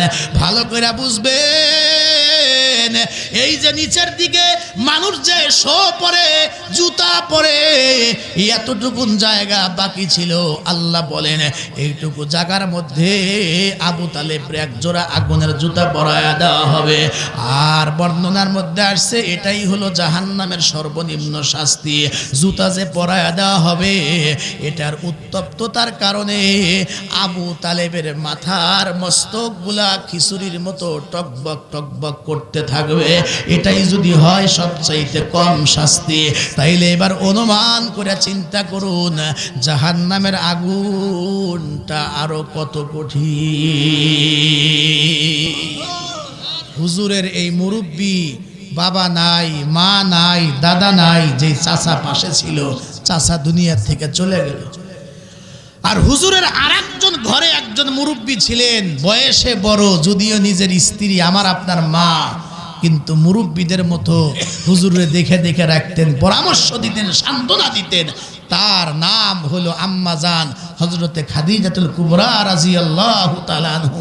চাচা মারা গেছে, ব্যথা সহ্য করতে পারেন না, বুকে কষ্ট। ঠিক তার 5 দিন পরেই হুজুরের জীবন সঙ্গিনী আম্মা জান হযরতে খাদিজাতুল কুবরা, উনিও এই দুনিয়া থেকে বিদায় হয়ে গেলেন। চিন্তা করেন তাহলে কষ্টটা কম না বেশি? মাত্র 5 দিনের ব্যবধানে চাচা মারা গেলেন, যেই চাচা বাবার মতো আপদে বিপদে মুসিবতে এডলের মতো সুপারগুলো আঠার মতো লেগে থাকতো। মক্কার মানুষ কষ্ট দেওয়ার সাহস পেত না। আবু তালেব আছে, হিসাব করে কথা বলবি, কথা কর না, কথা ঠিক কিনা? আজকে সে নাই। ঠিক তার 5 দিন পরে নবী মায়ের খায়া কষ্ট খায়া বলে মানুষের গালি শুই না যেই রুমে ঢুকতেন ঘরে ঢুকতেন আর আম্মাজান খাদিজা পাশে দাঁড়ায় এমনভাবে সান্ত্বনা দিতেন নবীর সারাদিনের কষ্ট মুহূর্তের মধ্যে ম্লান হয়ে যাইত। সেই জীবন সঙ্গিনী একমাত্র বিবি, তখন তার কোনো বিবি ছিল না, ওই বিবি দুনিয়ার থেকে 5 দিন পরে চলে গেলেন। আওয়াজ দিয়ে বলবেন কি এই কষ্টটা কি ব্যথাটা কি ছোট না অনেক বড়? এজন্য এই বছরটাকে আল্লাহর হাবিব বলছে আমুল হুজুন, দুঃখের বছর। মাত্র 5 দিন পরে বিবি দুনিয়ার থেকে চলে গেলেন। হুজুর কিন্তু তখনও একাধিক বিবি গ্রহণ করেন নাই, এটা ছিল প্রথমা বিবি। যদি একজন পুরুষের জন্য, নবীর জন্য তো ভিন্ন ব্যাপার, 11 জন 13 জন বিবি ছিল, কিন্তু উম্মতের জন্য সর্বোচ্চ শর্ত সাপেক্ষে 4 জন বিবি রাখতে পারে। একটু জোরে কন্যা কয়জন বিবি? আরো জোরে বলেন। এই এখন আমার মহিলারা আমার উপর খেপে যাবে এবং আমার ওয়াজ এখন আর ভালো লাগবে না, কিন্তু মা গো আগে শোনো, কোরআনের কথা শুনবে না, এক শোনো তারপরে চিন্তা করো, আগে রাগ হও কেন? একজন পুরুষ শর্ত সাপেক্ষে, আমি কি বলছি বলেন, শর্ত সাপেক্ষে শর্ত মেনে কয়টা বিয়ে করতে পারে? 4টা। আল্লাহ কোরআনের মধ্যে যে আয়াতে বিয়ের কথা বলছেন, আল্লাহ একটার কথা পরে বলছে, 2টা দিয়ে আল্লাহ শুরু করছে। ফানকিহু মা তাবা লাকুম মিনান নিসা মাসনা সুলাসা ওয়া রুবা, তোমরা বিয়ে করো 2টা 3টা 4টা। এরপরে বলছে তুমি যদি তাদের সাথে যদি সামঞ্জস্য করতে না পারো, ইনসাফ করতে না পারো, তাহলে একটাই শেষ দাও। যদি ইনসাফ করতে না পারো তাহলে একটাই শেষ দাও। আমাদের দেশের মা বোনদের কি হইল, আর আমাদের দেশের মুসলমানদের মধ্যে কিছু ভুল প্রসিদ্ধ। একজন স্বামী যদি পরকিয়া করে, কয় পুরুষ মানুষ টিকটাটো থাকতেই পারে, মানে এটা যে হারাম, এটাকে আরাম মনে করতেছে, হালাল মনে করতেছে, মানে এটা কোনো বিষয় না। আর কোন পুরুষ যদি বৈধ পন্থা হালাল ভাবে, টাকাও আছে, পয়সাও আছে, শারীরিক শক্তি সামর্থ্য আছে, সে যদি আরেকটা বিয়ে করে, ওই হুজুরের ইমামতিই থাকবে না। কথা কন না, কথা ঠিক কিনা? বলবো যে হুজুরের চরিত্র এখন খারাপ হয়ে গেছে। আসলে কি খারাপ হয়েছে? হুজুর তো জায়েজ কাজ করছে। চেয়ারম্যান সাহেব যদি দ্বিতীয় বিয়ে করে, তাহলে দেখবেন যে সবাই বলবে না এর চরিত্র ভালো না। কথা কন না, কথা ঠিক কিনা? অথচ 10 জায়গা পরকিয়া করে বেড়া, পুরুষ মানুষ একটা থাকতেই পারে, এটা কোনো বিষয় না, অথচ ওইটা হারাম।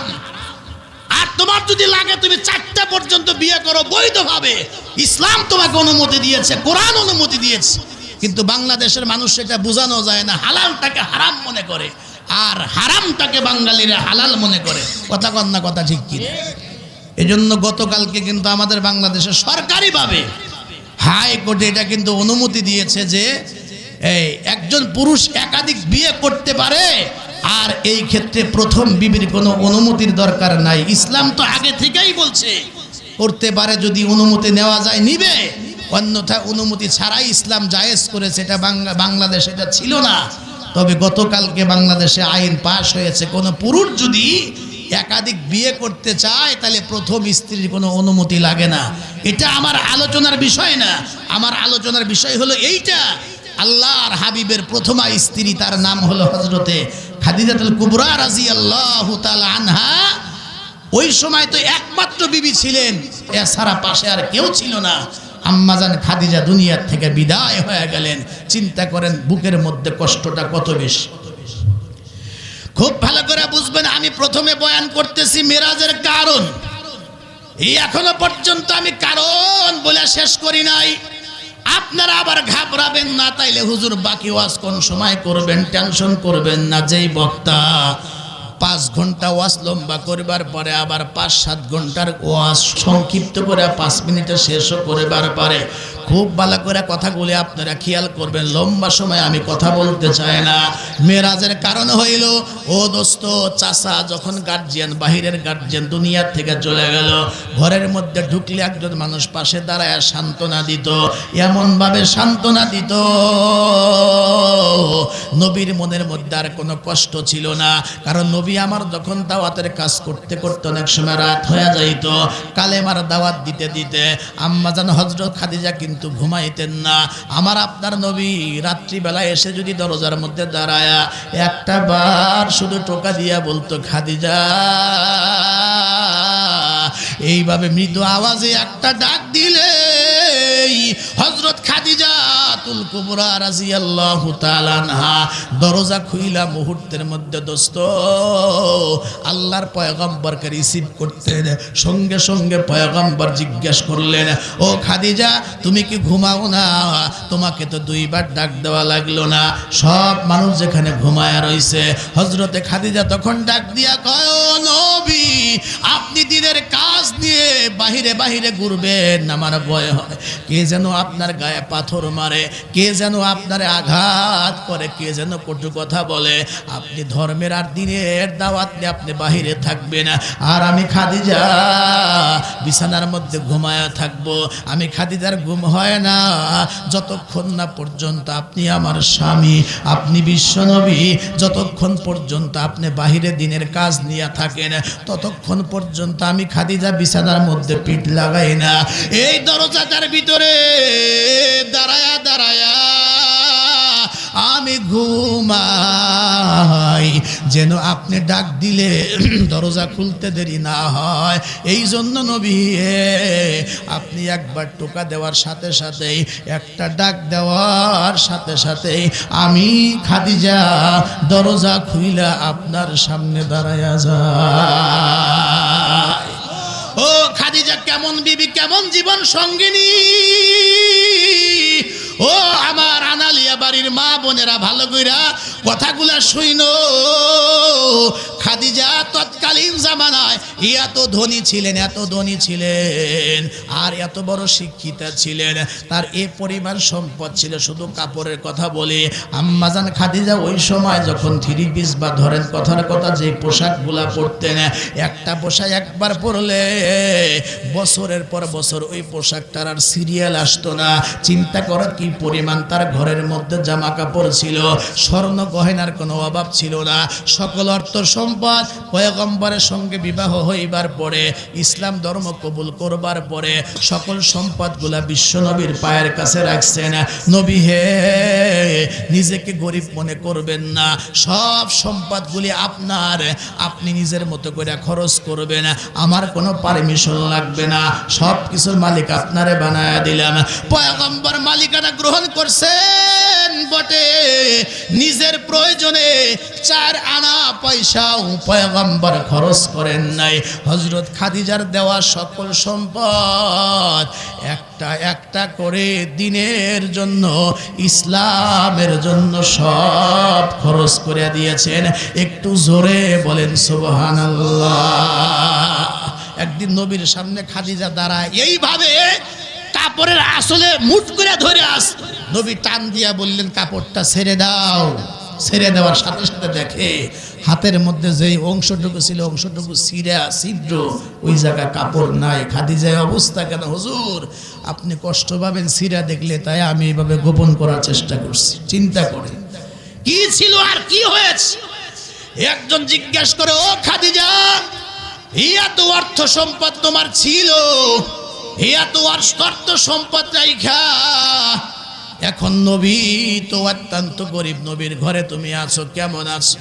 হযরত খাদিজা মুস্কি হাসি দিয়া ডাক দিয়া কয়, কেমনে বুঝাই, কেমনে বুঝাই, জান্নাত তো দেখি নাই, শুধু জান্নাতের বর্ণনা নবীর কাছে শুনছি।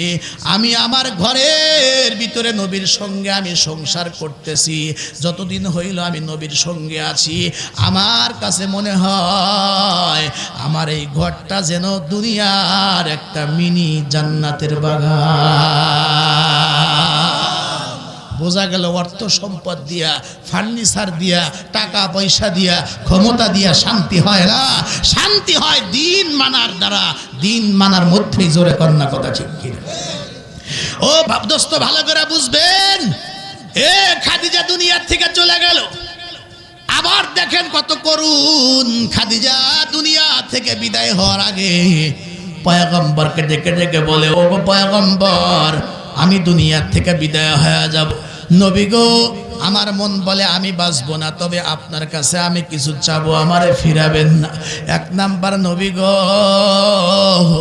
আপনার ব্যবহৃত একটা জুব্বা যেন আমার কাফন হয়। একটু জোরে সুবহানাল্লাহ দেন। ও নবী গো নিজের হাতে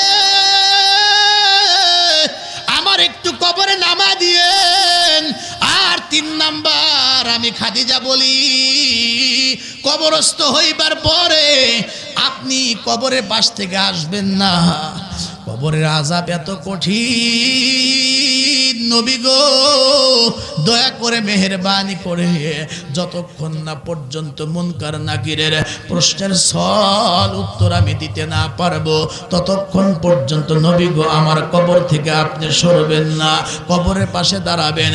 ও আমার মা বোনেরা, আমার আর তোমার কবরের ভয় নাই। যে হাদিস খুতবার মধ্যে পাঠ করেছি, ক্বালান নাবিয়্যু সাল্লাল্লাহু আলাইহি ওয়াসাল্লাম, আল কবরু রাউযাতুম মির রিয়াজিল জান্নাহ আও হুফরাতিম মিন হুফারিন নার। নবী আমার বলেন, এই কবরটা বড় কঠিন। কারো কারো জন্য হবে জান্নাতের বাগান, আবার কারো কারো জন্য হবে কবরটা জাহান্নামের গর্ত।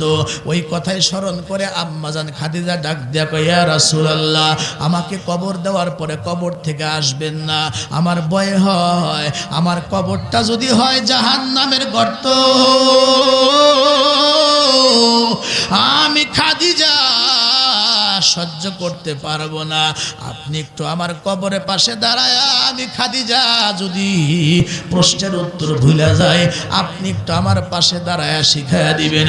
ও আমার মা বোনেরা, হযরত খাদিজা আবু তালিবের ঠিক 5 দিন পরে দুনিয়া থেকে বিদায় হয়ে গেল। গোসল করায়া, বিশ্বনবীর ব্যবহৃত কাফন পরায়া, নবী আমার নিজে উপস্থিত থাইকা কবরে নামায়া দিয়া কবরস্থ করবার পরে, ও সাহাবীরা তোমরা যাও, আমার কাজ এখনো শেষ হয় নাই। সবাই চলে আইলেন, নবী আমার কবরের পাশে দাঁড়ায় রইলেন। লম্বা টাইম অতিবাহিত হইবার পরে হঠাৎ করে জিবরাইল আমিন আসার ঘন্টা শোনা যায়। জিবরাইল এসে ডাক দিয়া কয়, ও নবী,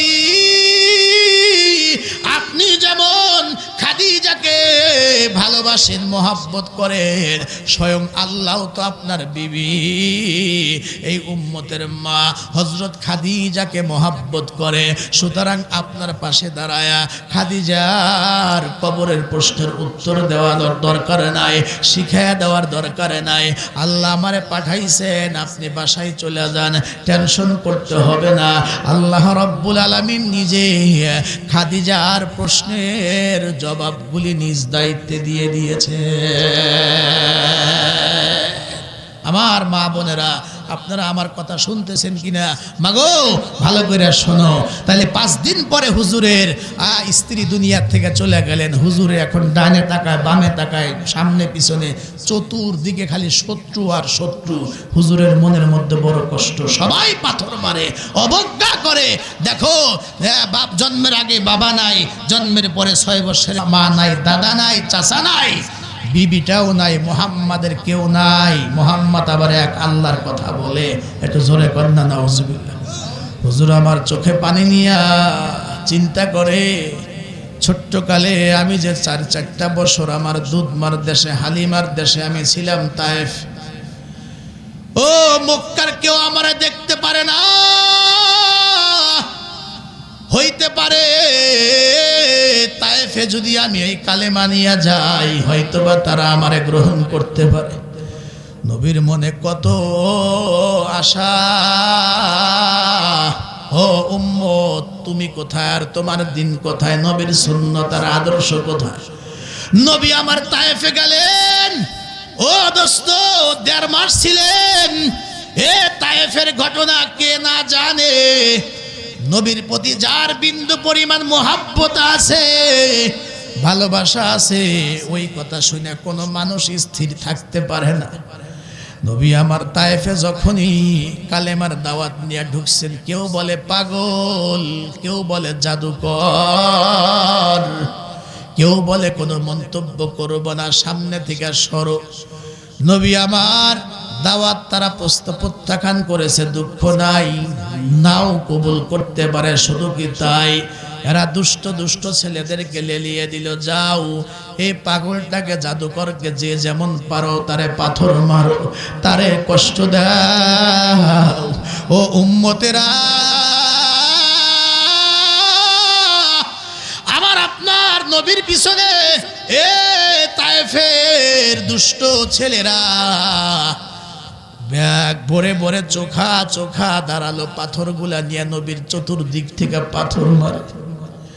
ডান দিকে গেলে ডান দিক থেকে মারে, বাম দিকে গেলে বাম দিকেও পাথর মারে, পিছন দিক থেকে মারে। হযরত যায়েদ রাদিয়াল্লাহু তাআলা আনহু চতুর্দিকে শুধু দৌড়ায়, নিজেও রক্তাক্ত হয়ে গেলেন। নবী আমার একবার দুইবার নয়, তিনবার পর্যন্ত বেহুশ হয়ে জমিনের মধ্যে পড়ে গেলেন। নবীর পুরা দেহ থেকে রক্ত গড়ায়া গড়ায়া পায়ের জুতা পর্যন্ত দোস্ত পায়ের সঙ্গে লেগে গিয়েছে। নবী তিনবার বেহুশ হয়ে জমিনের মধ্যে পড়ে গেলেন।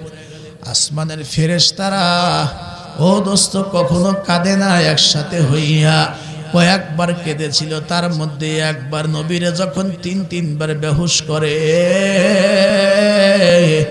ডালের পাখিরা পর্যন্ত কান্দে। আসমানের দরজা খুইলা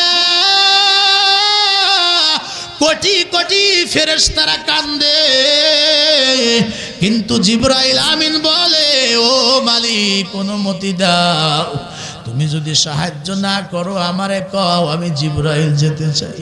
আল্লাহ শেষ পর্যন্ত পারমিশন দিলে জিবরাইল নবীর পাশে গিয়া বলে, ইয়া রাসূলুল্লাহ, যেই তায়েফের লোকজন আপনার এমন ভাবে পাথর মারলো, যেই শরীরের মধ্যে মশা মাছি পর্যন্ত বসা হারাম, ওরা আপনার সেই শরীরটাকে একেবারে ওই যে ঝাঞ্জরের মতো চাল্লি বানায়া দিয়েছে, পাথর মেরে মেরে।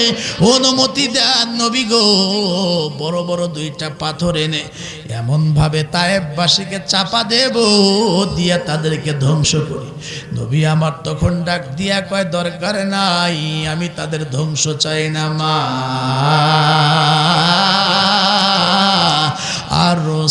আরসালনাকা ইল্লা রাহমাতাল লিল আলামিন। জোরে বলেন আল্লাহু আকবার। ও জিবরাইল, আমি তাদের ধ্বংস হোক চাই না। এরা আমারে পাগল কয়, পাথর মারে, এরা হয়তোবা বুঝতে পারে নাই, হয়তোবা তাদের সন্তানরা বুঝবে, তারা না বুঝলে তাদের সন্তানরা বুঝবে। না না, তাদের ধ্বংস করা যাবে না। আমি দোয়া করি আল্লাহ ওদেরকে হেদায়েত দেখ, ওরা হেদায়েত না পাইলে ওদের সন্তানরা হেদায়েত পাবে। নবী আমার 1.5 মাস পরে পাথর খাইয়া রক্তাক্ত দেহ নিয়ে যখন মক্কার দিকে চলে আইলেন, কই যাবেন? সাবদস্ত চাচাও চলে গেছে, স্ত্রী মা বাবা আগেই চলে গেছে, দাদাও না। মক্কার কাফেররা বলে, ওই যে দেখো, আমরা বলছিলাম না মুহাম্মাদের কেউ নাই, অসহায়। এমনকি ওই যে আসমান জমিনের রব, যে আল্লাহর কথা বলে, ওই আল্লাহর যদি এত ক্ষমতায় থাকতো, আর ওই আল্লাহ যদি তারা এত মহাব্বত করতো, তাহলে এত মার কেন খাওয়ায়? সম্ভবত ওই রব, ওই আল্লাহ মুহাম্মাদকে ভুলে গিয়েছে, মুহাম্মাদকে ছেড়ে দিয়েছে। আল্লাহ সঙ্গে সঙ্গে জিবরাইল আমিনকে ডাক দিয়া কয়, কারণ কিন্তু শেষ।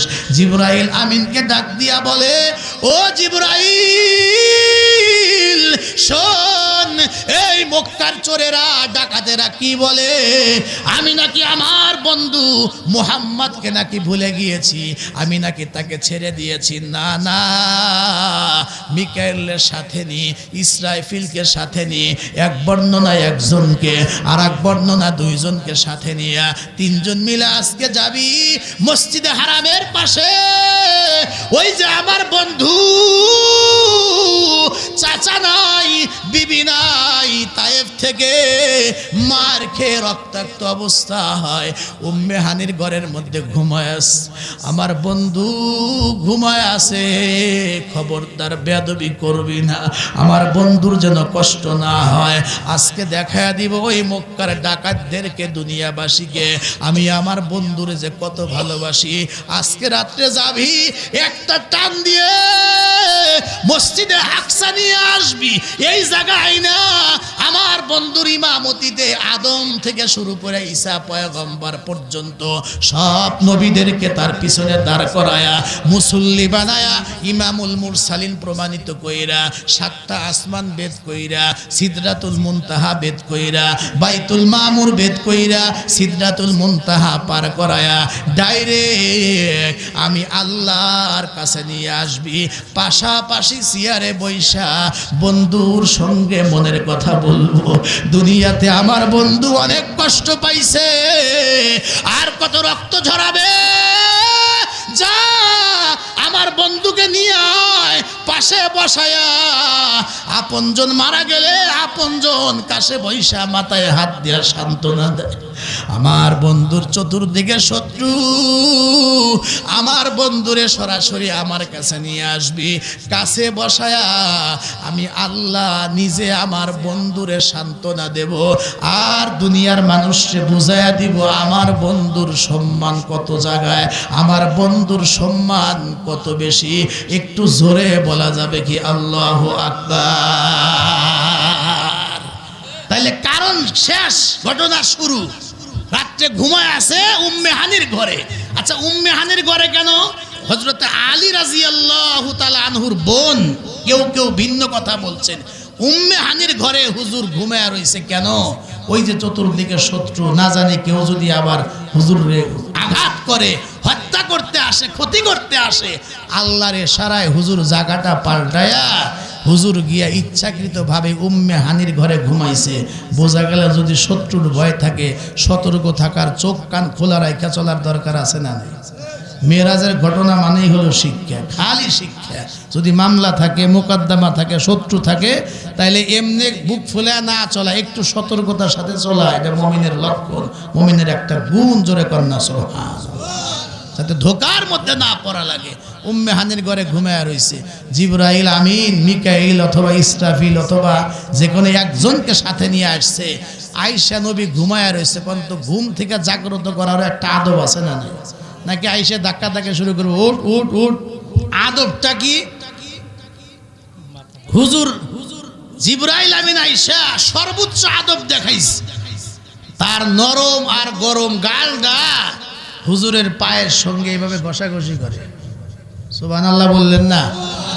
অন্য বর্ণনা আছে নরম জিহ্বা দিয়ে পায়ের মধ্যে আঘাত করছে। হুজুরের ঘুম ভেঙে গেছে, তাকায় দেখে ছাদ নাই, থাক। কি ব্যাপার, দরজাতে না এসে ছাদ দেইলো কেন? এই শুরুতে বুঝাইছে আজকে একটা আশ্চর্য ঘটনা ঘটবে। দরজাতে না এসে ছাদ ফাটাইছে। আর এমন একটা সফর হবে, এই সফরটা জমিনে হবে না, সফরটা উপরের দিকে হবে। এই জন্য ছাদ সরাইয়া বুঝাইয়া দিছে। এটা জোরে কন্যা সুবহানাল্লাহ। ছাদ আবার আগের মতো লেগে গেছে। হুজুরে নিয়া খানা একাবার চত্বরে নিয়ে গেছে। নিয়ে যাওয়ার পরে ওই জায়গা ভিতর থেকে হাট কলম বাইর করে এগুলো চিনা চাক হয়েছে। এরপরে 2 রাকাত নামাজ হয়েছে। দেখে যে বোরাক হাজির, হুজুর ওঠেন। এটা কি? এটা বোরাক। এটাতে বসলে আপনারা একটা টান দিয়া নিয়ে যাবে বাইতুল মুকাদ্দাসে, ওইটা খালি বসেন। এটার নাম হলো বোরাক। বারকুন অর্থাৎ হলো বিদ্যুৎ। বিদ্যুতের গতি যেমন, এইটার গতি হলো তেমন। নবী বলছেন এর চোখের শেষ সীমা যত দূর পর্যন্ত একটা করে কদম নিয়ে ওই জায়গায় ফেলায়। এটা সুবহানাল্লাহ বলবেন না? আর ওই সময় মক্কা থেকে যারা ব্যবসা করত, বাইতুল মুকাদ্দাসে জেরুজালেমে ফিলিস্তিনে যাইতে সময় লাগতো, যাইতে 1.5 মাস, আসতে 1.5 মাস, 3 মাসের পর। অথচ রাত্রের কিছু অংশের মধ্যেই একটা টান দিয়া, নবী বলেন এক টান দিয়া মুহূর্তের মধ্যে এই বোরাক আমাকে নিয়ে বাইতুল মুকাদ্দাস মসজিদের সামনে নিয়ে হাজির করে দিছে। এটা জোরে কর সুবহানাল্লাহ। জিবরাইল ওখানে গিয়ে মসজিদে ঢোকার আগে করছে কি জানেন? এই বোরাক বাঁধতে হবে না, এই জন্য এই কুনি আঙ্গুল দিয়া এটা পাথরের মধ্যে ধাক্কা দিছে, এই পাশ থেকে এই পাশে ছিদ্র হয়ে গেছে, এর মধ্যে রশি দিয়া বোরাক বাঁধা এরপরে হুজুরে নিয়ে মসজিদের ভিতরে ঢুকছে। আচ্ছা আপনারা একটু কন্ত, যেই বোরাক আল্লাহ পাঠাইছে ওটা বাঁধা না রাখলে কি চুরি হওয়ার ভয় আছে?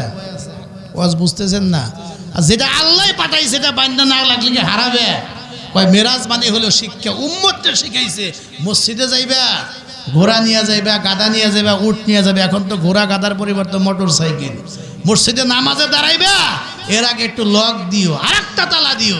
পাশে দোকানদাররে কয়ার পরে মসজিদে যাই যাতে করে গাড়িটা না হারায়, বাইসাইকেল তালা দিয়ে যাই, জুতা জোড়া যদি ভালো হয় একটু ভালো করে নিয়ে কাছে নিয়ে সামনে নিয়ে হেফাজত করে তারপরে নামাজে দাঁড়ায়ও। অন্য তো ইমাম সাহেব খালি সূরা পড়বে, যদি একটু বড় হয় ভিতরে ভিতরে খালি রাগ হবে, হায়রে হুজুরের কিরাত শেষ হয় না গো, জুতা কি আছে না নাই আল্লাহ জানে। কথা কন না, কথা ঠিক কি না? এজন্য মেরাজ মানে হলো শিক্ষা। তুমি তোমার সম্পদ হেফাজত করো, এরপরে গিয়া নামাজে দাঁড়াও।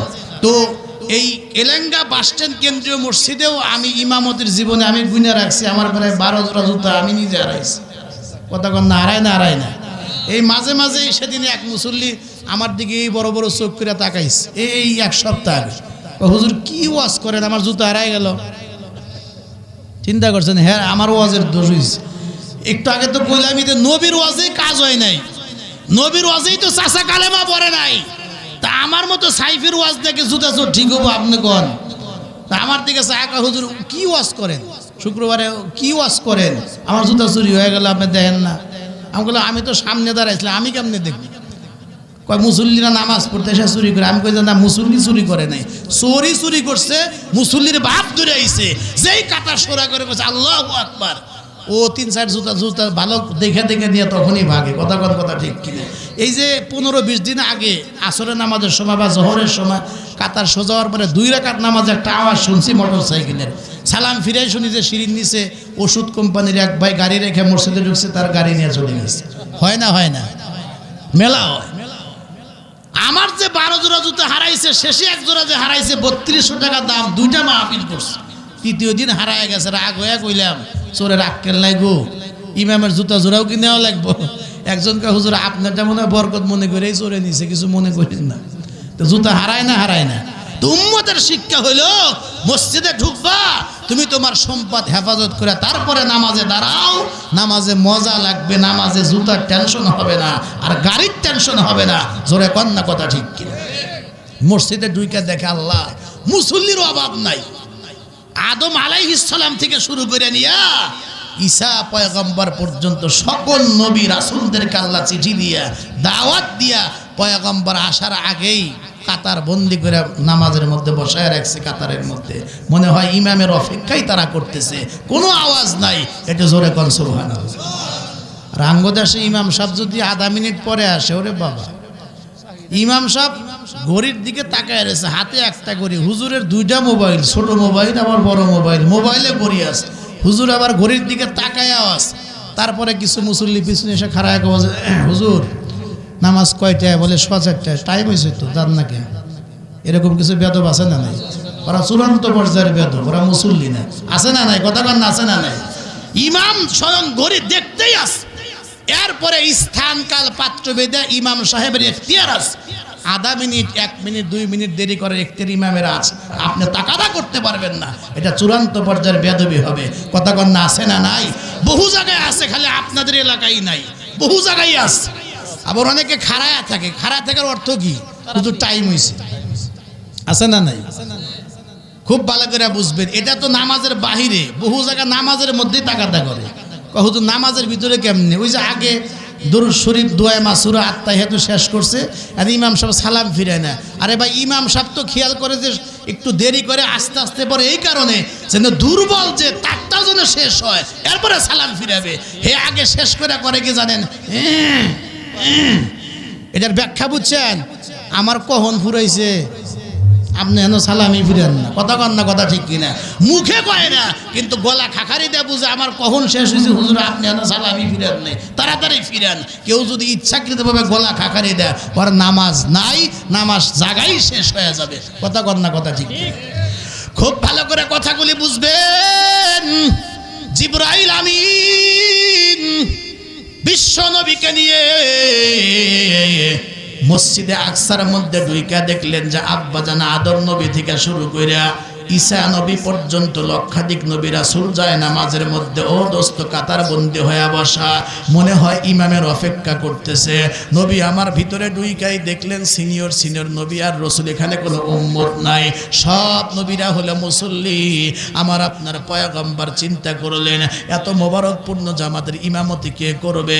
জিবরাইল আস্তে করে পয়গম্বরে হাতটা ধরে ডাক দেয়, হুজুর এই জায়গা আব্বাজান আদম থাকতে পারে, জাতির পিতা হযরত ইব্রাহিম থাকতে পারে, দাউদ পয়গম্বর থাকতে পারে, হযরতে মুসা পয়গম্বর থাকতে পারে, কিন্তু আল্লাহ নির্দেশ সবাই হলো আপনার মুসল্লি আর আপনি হলেন ইমাম।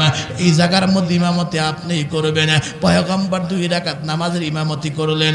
আল্লাহ বুঝাইয়া দিলেন, নবী গো আপনার সম্মান এত বেশি, আপনার সম্মান এত বেশি, আপনি হলেন ইমামুল আম্বিয়া, আপনি হলেন ইমামুল মুরসালিন। সব নবীরা হইল উম্মতের নবী, উম্মতের রাসূল। আপনি শুধু উম্মতের রাসূল নন, উম্মতের নবী নন, আপনি নবীদেরও নবী, নবীদেরও নবী, রাসূলদেরও রাসূল। আপনি হলেন ইমামুল মুরসালিন। একটু জোরে বলা যাবে কি সুবহানাল্লাহ? খুব ভালো করে বুঝবেন, নামাজ শেষ হইবার পরে বাহিরে আসার পরে দোস্ত রফরফ, এই রফরফের দ্বারা দোস্ত উপরের দিকে শুরু হবে।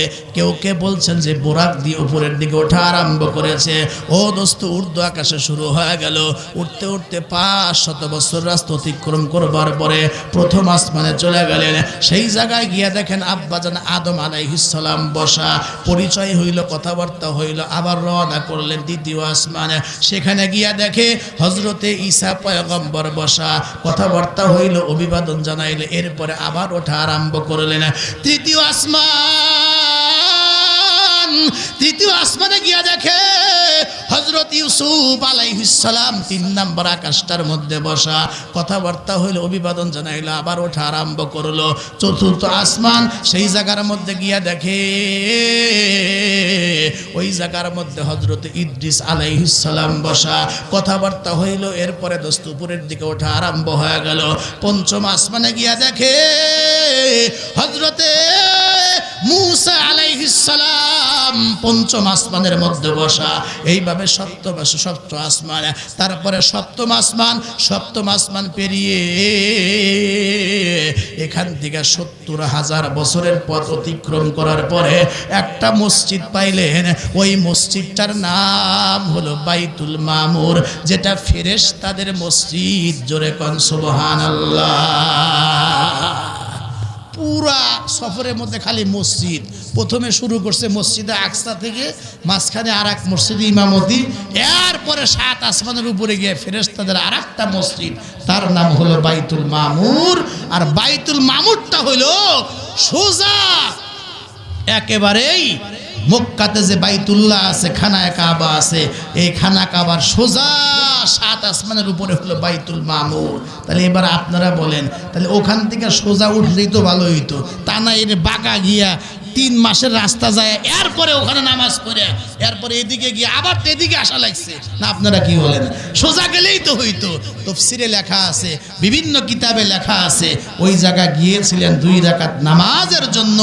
আর পৃথিবীতে যত কাজ আছে, যত বড় বড় সফর আছে, যত গুরুত্বপূর্ণ কাজ আছে, প্রত্যেকটা গুরুত্বপূর্ণ কাজে যাওয়ার আগে আল্লাহরে 2 রাকাত নামাজের মাধ্যম দিয়া, সলাতুল হাজত পইরা, সেজদা দিয়া সেই সফর শুরু করা।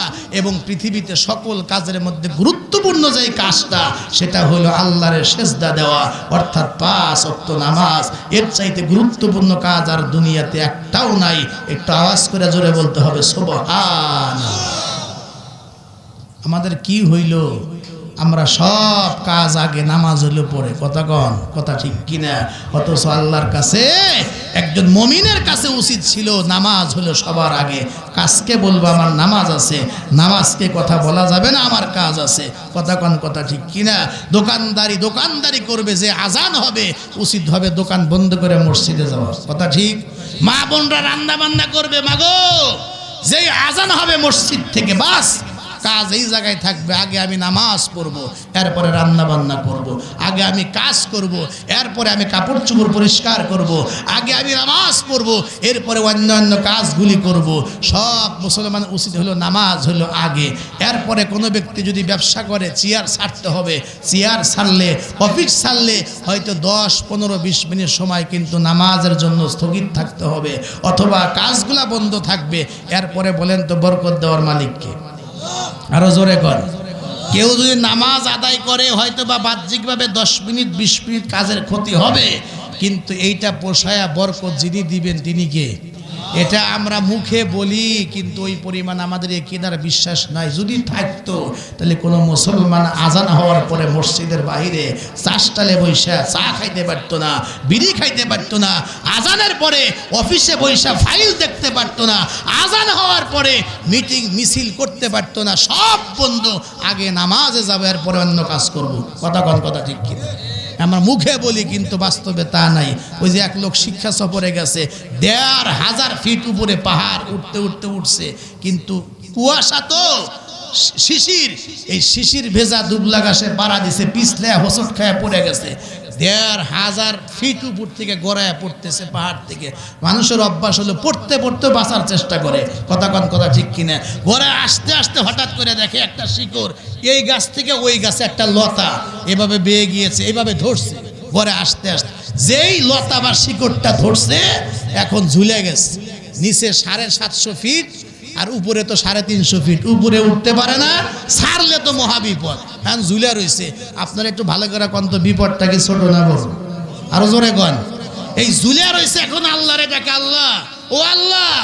আঙ্গ অভ্যাস হলে করুণা আইছিল, হাইরে আল্লাহরে ডাকছে, করুণাও শেষ। ওই লোকগুলো এখন আর মসজিদেও যায় না। কথা ঠিক কিনা? বিপদ শেষ আর আল্লাহরে ডাকে না, আল্লাহ বাঁচাও।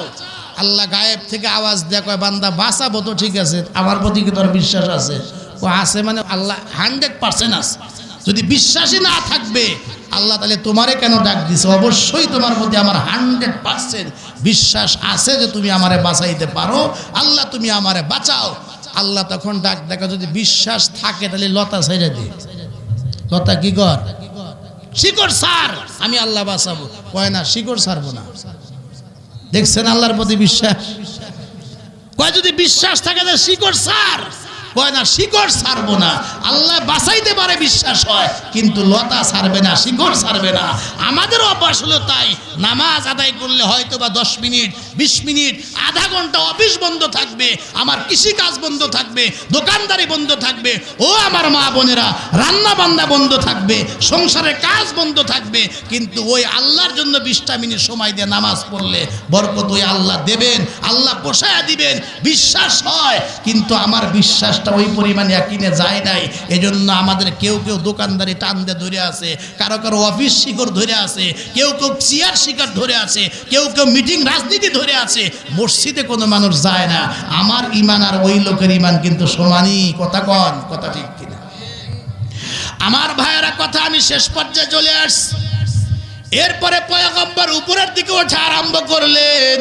সিদরাতুল মুনতাহা পর্যন্ত যাইবার পরে জিবরাইল আমিন ডাক দেয়, ইয়া রাসূলুল্লাহ, এ পর্যন্তই আমার শেষ, আমি আর যেতে পারবো না, এখান থেকে আপনাকে একাই যেতে হবে, অন্যভাবে রব্বুল আলামিন আপনাকে নিয়ে যাবেন। তাই করা হলো।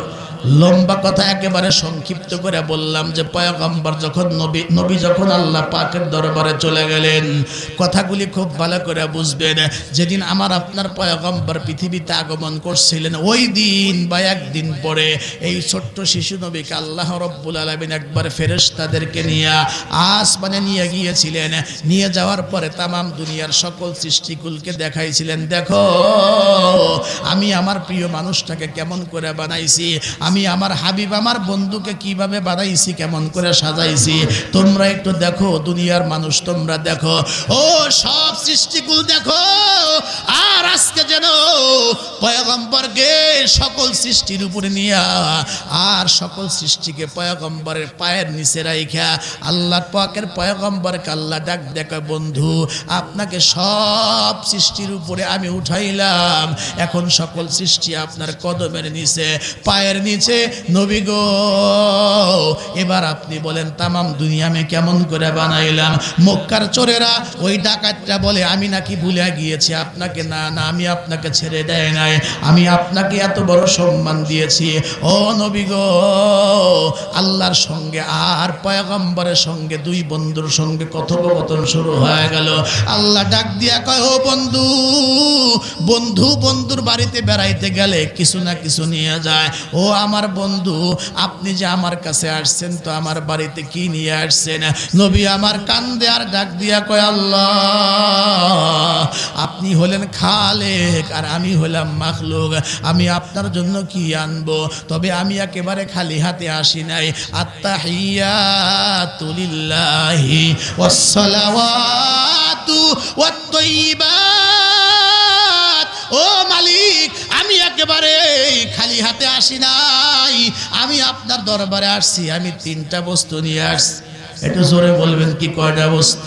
আমি 3টা বস্তু আপনার জন্য হাদিয়া নিয়ে আসছি। 1 নাম্বার হলো আত্তাহিয়াতু লিল্লাহি, আমার যত মৌখিক ইবাদত আছে, অর্থাৎ আমার এই জীবন, আমার এই মুখ দিয়ে যত জিকির করেছি, ওই যে ফজরের পরে, জোহরের পরে, আসরের পরে, মাগরিব, এশা পরে, ওই যে 33 বার বলছি সুবহানাল্লাহ, আলহামদুলিল্লাহ, 34 বার বলছি আল্লাহু আকবার, এরপরে বলছি লা ইলাহা ইল্লাল্লাহ, ইস্তিগফার পড়ছি, দরুদ পড়ছি, তেলাওয়াতে কোরআন করছি।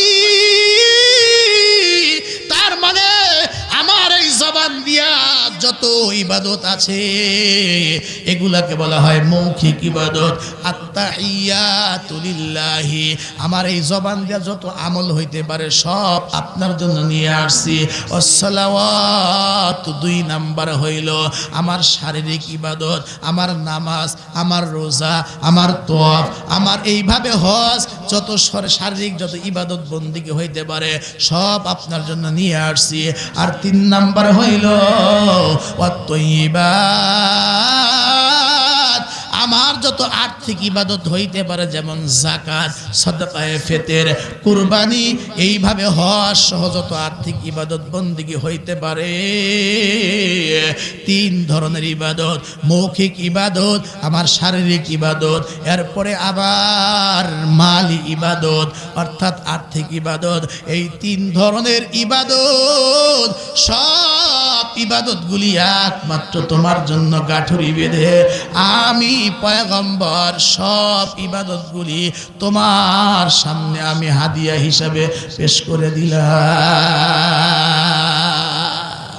আমার মুখের ইবাদত, মুখ দিয়ে যত ইবাদত করছি, শরীর দিয়ে যত ইবাদত করেছি, আমার মালি যত ইবাদত আছে, এই 3 ধরনের হাদিয়া আল্লাহ যা আমি করছি তোমার জন্য, তোমার সামনে আমি পেশ করলাম। একটু জোরে সুবহানাল্লাহ দেন। আল্লাহ 3 ধরনের হাদিয়া পায়া খুশি হয়। দোস্ত, আপনি আমার 3টা দিয়েছেন না, আমিও আপনাকে 3টা হাদিয়া দিলাম। সুবহানাল্লাহ। আসসালামু আলাইকা, আসসালামু আলাইকা আইয়ুহান নাবিয়্যু ওয়া রাহমাতুল্লাহি ওয়া বারাকাতুহু। আমি আপনাকে 3টা দিলাম। 3টা মানে হইল আসসালামু আলাইকা, আমার যত শান্তি আছে, সালাম। আপনারা বলুন তো সালাম অর্থ কি? জোরে বলেন। শান্তি। আসসালামু আলাইকা, আমার যত আছে শান্তি, আমার যত আছে সালাম, শান্তি, সব আমি আপনাকে দিলাম। ও রহমাতুল্লাহি, আমার সব রহমত আমি আপনাকে দিলাম। ওয়া বারাকাতুহু, যত বরকত আছে সব বরকত আমি আপনাকে দিলাম। আসসালামু আলাইকা আইয়ুহান নাবিয়্যু ওয়া রাহমাতুল্লাহি ওয়া বারাকাতুহু, আপনাকে দিলাম সব শান্তি, সব রহমত, সব বরকত আমি আপনাকে দিলাম। মুহূর্তের ভিতরে নবী আমার ডাক দিয়া বলে, ও মালিক, আপনার দেওয়া শান্তি, রহমত, বরকত আমি একা দেব না, তুমি যে আমাকে জমিন থেকে এত উপরে তোমার দরবারে নিয়ে আসছি, আমি একা আসছি, আমার উম্মতেরা তোমারে দেখে নাই, এত উপরে আসতে পারে নাই। তুমি যে আমাকে দিলা সালাম, দিলা রহমত, দিলা বরকত, আমি একা নেব না।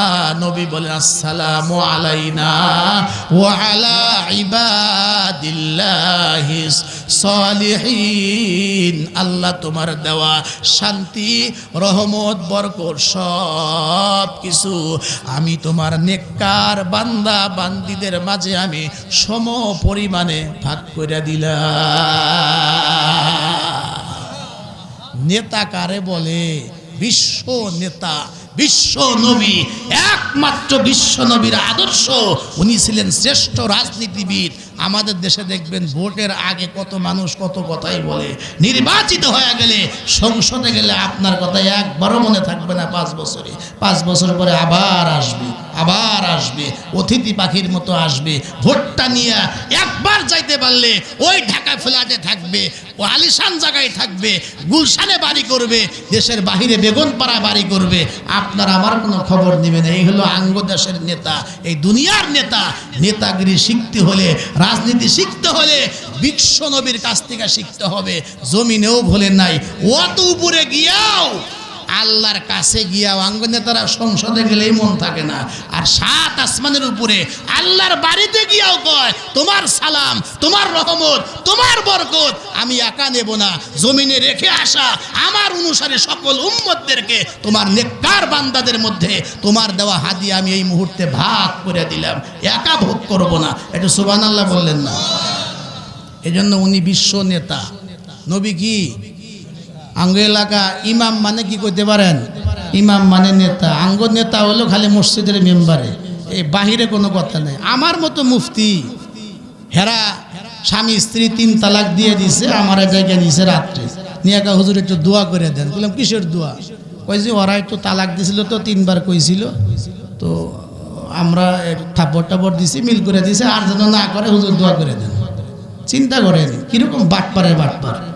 তালাক 3টা দেওয়ার পরে হেরা মাতবরি করে মিলিয়ে দিছে, গায় নাই আমার মতো মুফতিরে কয় হুজুর আপনি দোয়া করে দেন। এরকম বাটপার আছে না নাই? মিলিয়ে দিছে যে হুজুর ওরা বোঝে নাই, কয়টা বাচ্চা কাচ্চা আছে। আমি পরে জিজ্ঞাসলাম ভাই তালাক কি দিছিলেন? হুজুর আর মায়ের শুদ্ধা দিছিলেন। মায়েরে কেমনে দেয় বোঝেন? 1 তালাক, 2 তালাক, 3 তালাক, 2 তালাক, তোর মাও তালাক, 14 গোষ্ঠী তালাক। এমন কিছু লোক আছে না নাই? মায়ের শুদ্ধ তালাক দিল, হেটা মাতবররা মিলিয়ে দেয়। আমার মতো ইমাম সাহেবরে ডাক দেখা হুজুর দোয়া করে দেন যেন আর না করে। তা আমি খালি দোয়ার জন্য আসি, কথা কন না, কথা ঠিক কিনা? তো ফতুয়াটা দিল কে? এই জন্য আঙ্গ দেশে ইমাম মানে নেতা, ওটা বাদ রাখেন। ইমাম মানে খালি মসজিদে থাকবে, হের কোনো মাতবরি নাই, কথা কন না, কথা ঠিক কিনা? এই জন্য খতিবুল উম্মাহ হাফিজুর রহমান সিদ্দিক সেদিন তো বলছিলেন, উনি তো ঠিকই বলছিলেন, তোমরা কইলে কুরু কুরু আর আমরা কইলেই মাকরু, কথা কন না, কথা ঠিক কিনা? তোমরা কইলে কুরু কুরু আর আমরা কইলেই মাকরু। এই দেশের মানুষের মস্তিষ্ক কবে দোলাই হবে, মানুষ কবে বুঝবে? আশ্চর্য হয়ে যায়, গরু জব করার পরে সেই গরুর কাল্লা বিক্রি হয় কমপক্ষে 5,000 টাকায়, আর আঙ্গ দেশে মানুষের কাল্লা 500 টাকা বিক্রি হয়ে যায়। কথা 2 জন কইলো ঠিক, আমি মনে হয় ভুল কইলাম। ভোটের আগে 500 টাকা কাল্লা, মানুষের কাল্লা বিক্রি হয়ে যায়, যেখানে ছাগলের কাল্লা কমপক্ষে 1000 টাকা দেওয়া লাগে, একটা গরুর কাল্লা 5000 টাকা দেওয়া লাগে, আর মানুষের কাল্লা ভোটের আগে 300-500 টাকায় কাল্লা বিক্রি হয়ে যায়। 500 টাকা পাইলে ওই জালেমের ব্যবসায় ভোটটা বিক্রি করে দেয়, কথা কর না, কথা ঠিক কিনা? আল্লাহ আমাদেরকে বোঝার আর আমল করার তৌফিক দান করে। রাগ হইলেন মনে হয় এখন, এতক্ষণ ভালোই লাগলে, এখন হুজুর পছন্দ হলো না ওয়াজ, কিন্তু এটা দরকারি ওয়াজ, এটা দরকারি ওয়াজ।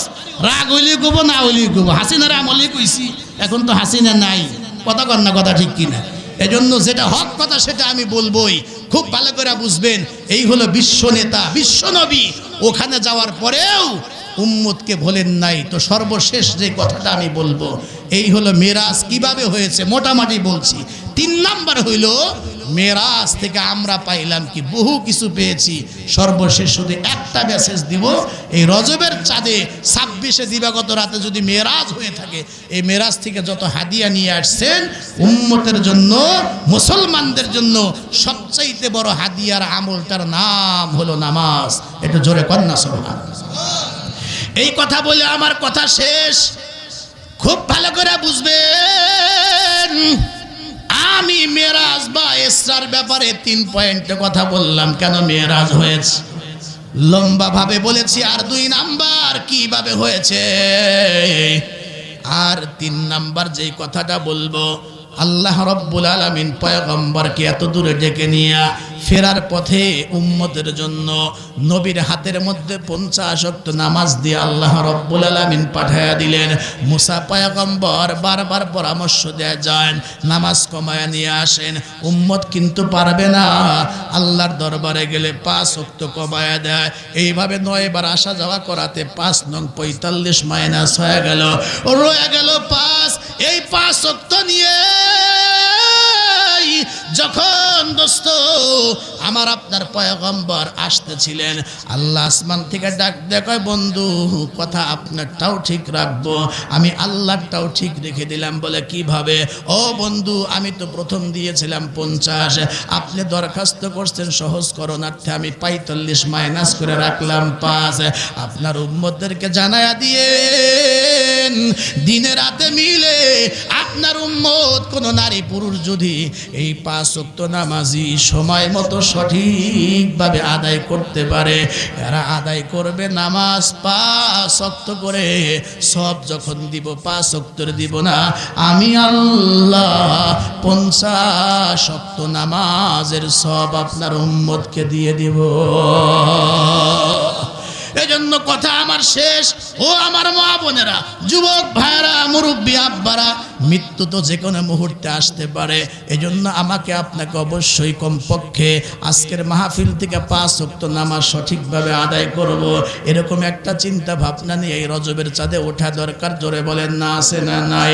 কোন সময় এই দুনিয়া থেকে বিদায় হব, যেই নবীর কথা বললাম, পৃথিবীর শ্রেষ্ঠ মানুষ, উনিও কিন্তু 63 বছর বয়সে এই দুনিয়া থেকে চলে গেলেন।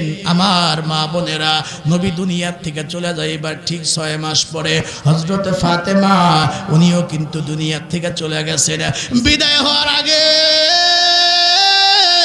ওই হযরত ফাতেমা বললেন, ও স্বামী, আমি যখন দুনিয়ার থেকে বিদায় হব, আমি যদি আজকে বিদায় হয়ে যাই। হযরত আলী আশ্চর্য হয়ে বললেন, কি ব্যাপার, তুমি আজকে বিদায় হইবা মানে তুমি কেমনে বুঝলা বিদায় হইবা? স্বামী গো, ওই যে শেষ রাত্রে আপনার সঙ্গে সেহরি খাইলাম, ফজরের নামাজের আগে তাহাজ্জুদ পড়া আমি একটু গোড় দিয়েছিলাম, কিছুক্ষণের জন্য আমি চোখ দুটা বন্ধ করে ঘুমাইলাম। ঘুমের ঘরে স্বপ্নে দেখছি আমার বাবা বিশ্বনবী আমার সামনে দাঁড়ায় ডাক দেয়, কয় মারে, সেহরি কিন্তু আলীর সঙ্গে খাইলি, মারে ইফতারটা কিন্তু আলীর সঙ্গে দুনিয়ায় হবে না, এই ইফতারটা কিন্তু হবে পারলৌকিক জীবনে আমি বিশ্বনবীর সাথে। এই খবর শোনার পরে হযরত আলী কান্দে আর বলে, ও ফাতেমা, তুমি দুনিয়া থেকে চলে গেলে আমি কাকে নিয়ে বাঁচব? হাসান হোসাইন কারে মা মা বলে ডাক দিবে। ও দোস্ত, হযরত ফাতেমা পানি গরম করছে, ও কাদা বানাইছেন। হযরত ফাতেমা বড় বড় 2টা বালতির ভিতরে পুরাতন কাপড় সাবানে ভিজায় রাখছে। কেন? ডাক ডাক স্বামী গো, সব কিছু একটু পরিষ্কার করতে চাই, বিশেষ করে গরম পানি বানাইছি, আমি একটু জীবনের শেষবারের মতো স্বামী গো আপনাকে ডইলা ডইলা একটু গোসল করাইতে চাই। আমি চলে গেলে আমার সন্তানগুলা হবে ইয়াতীম, আমার সন্তানগুলার কে আদর করবে? আমি আমার জীবনের শেষবারের মতো হাসান হোসাইন রে, আমার সন্তানগুলাকে একটু গোসল করাইতে চাই। সত্যি হযরত ফাতেমা এই কাজগুলি কমপ্লিট কইরা দুনিয়ার থেকে বিদায় হয়ে গেলেন। গোসল করায়া, কাফন পরায়া, কাটিয়ায় শোয়ায়া, জানাজা দিয়া হযরত ফাতেমার লাশটা কবরে নিয়ে গিয়া যেই মাত্র কবরে নামায়া দিবে, যারা যারা কবরের ভয়ে কাঁদবে। নবী আমার বলেন এদের কবরের আযাব হবে না, আল্লাহ এদেরকে মাফ করে দিবে। ও দোস্ত, কবরে নামানোর সময় একজন সাহাবী ডাক দিয়া কয়, কবরের মাটি, ইনি কিন্তু নবীর মেয়ে, ইনি কিন্তু হাসান হোসাইনের মা আলী কাররামাল্লাহু ওয়াজহার বিবি, খবরদার কবরের মাটি তারে কষ্ট দিবি না। এই চারটা পরিচয় যখন দেয়, কবরের ভিতর থেকে আওয়াজ বের হয়, ও আবু যর গিফারি, বক্তব্য বন্ধ করো, আমি কবর কি বলি সেটাই মন দিয়ে আসো। আমি কবর তেমন একটা কঠিন ঘর, আমি কবর তেমন একটা আযাবের ঘর, আমার ভিতরে কে কার মেয়ে, কে কার স্ত্রী, কে কার সন্তান, কে জান্নাতে নারীদের নেত্রী, কিছুই দেখব না। ঈমান, আমল, ভিসা, পাসপোর্ট যদি ভালো আমল নিয়ে আমি কবরের মধ্যে আসি, এত ভালো ব্যবহার করব কল্পনাও করতে পারবে না। আর যদি কেহ আমি কবরের ভিতরে বেআমল হিসাবে, ঈমান আমলহীন কবরের মধ্যে আস, এমন খারাপ ব্যবহার করব গো কল্পনাও করতে পারবে না। এই জন্য আমার মা বোনেরা, যুবক ভাইয়েরা, মুরব্বী আব্বারা, যে কোনো মুহূর্তে দুনিয়া থেকে বিদায় হওয়া লাগবে। বলুন তো, এই মুহূর্তে আমাদের ঈমানকে মজবুত করে নেক আমল, 5 ওয়াক্ত নামাজ সহ অন্যান্য ভালো কাজগুলি ধরার দরকার। জোরে বলুন, আছে না নাই? চোখেরই পলকে তুমি হতে পারো লাশ, বন্ধ হবে চিরতরে তোমারই নিঃশ্বাস, হবে এলান তোমারই নাম, হবে এলান তোমারই নাম। মসজিদের মাইকে বাড়িওয়ালা নাই রে বাড়ি, নাই রে দুনিয়াতে, লা ইলাহা ইল্লাল্লাহ, লা ইলাহা লা ইলাহা ইল্লাল্লাহ মুহাম্মাদুর রাসূলুল্লাহ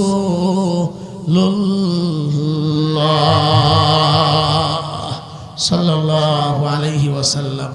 আল্লাহুম্মা আমিন। রব্বানা যালামনা আনফুসানা ওয়া ইল্লাম তাগফির লানা ওয়া তারহামনা লানাকুনান্না মিনাল খাসিরিন।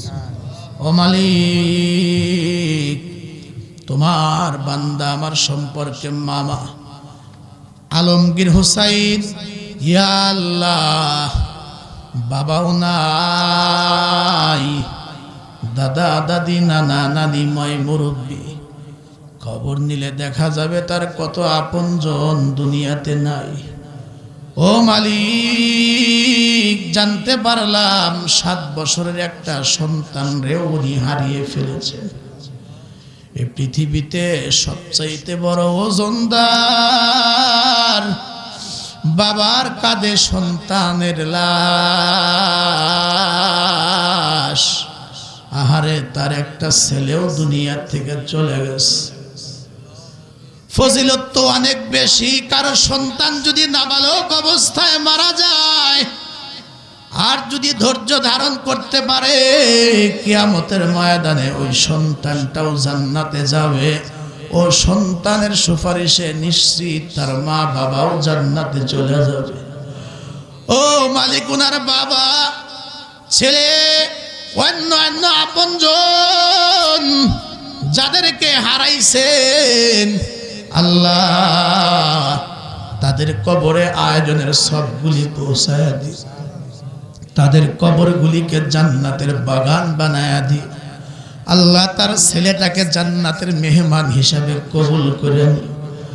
আল্লাহ, ওর মায়ের মনে যে কত ব্যথা, বাবার মনে যে কত ব্যথা,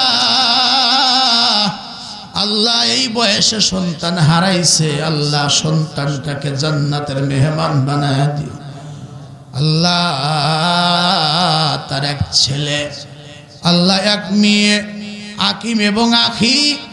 ও মালিক, ও মালিক, আকিকা হইছে, ইয়া আল্লাহ, উনার উভয় সন্তানের নেক হায়াত বাড়ায়া দাও, স্বামী স্ত্রী তার ভাই বোন অন্যান্য আত্মীয় স্বজন বৃদ্ধা মা সহ যারা বেঁচে আছেন সবাইকে নেক হায়াতে তয়্যিবা দান করো আল্লাহ ওনার মাকে সুস্থতার সাথে নেক হায়াত দান করে দিও রব্বুল আলামিন আকিকা কবুল করে ইয়া আল্লাহ ফ্যামিলির সবাইকে আপদ বিপদ থেকে হেফাজত করিও আল্লাহ আমার মা বোনেরা বড় কষ্ট করে বয়ান শুনতে আসছেন আল্লাহ আমার মা বোনদেরকেও ইমানে আমলের জান্নাতি কবুল করো আল্লাহ আমার যুবক ভাইদেরকে আলী ওমর খালিদ বানায় দাও এলাকার মুরব্বীরা বড় ভালো মানুষ নবীজির জীবনী বললাম নবীজির জীবনের দুঃখের ঘটনা শুই না আমি দেখলাম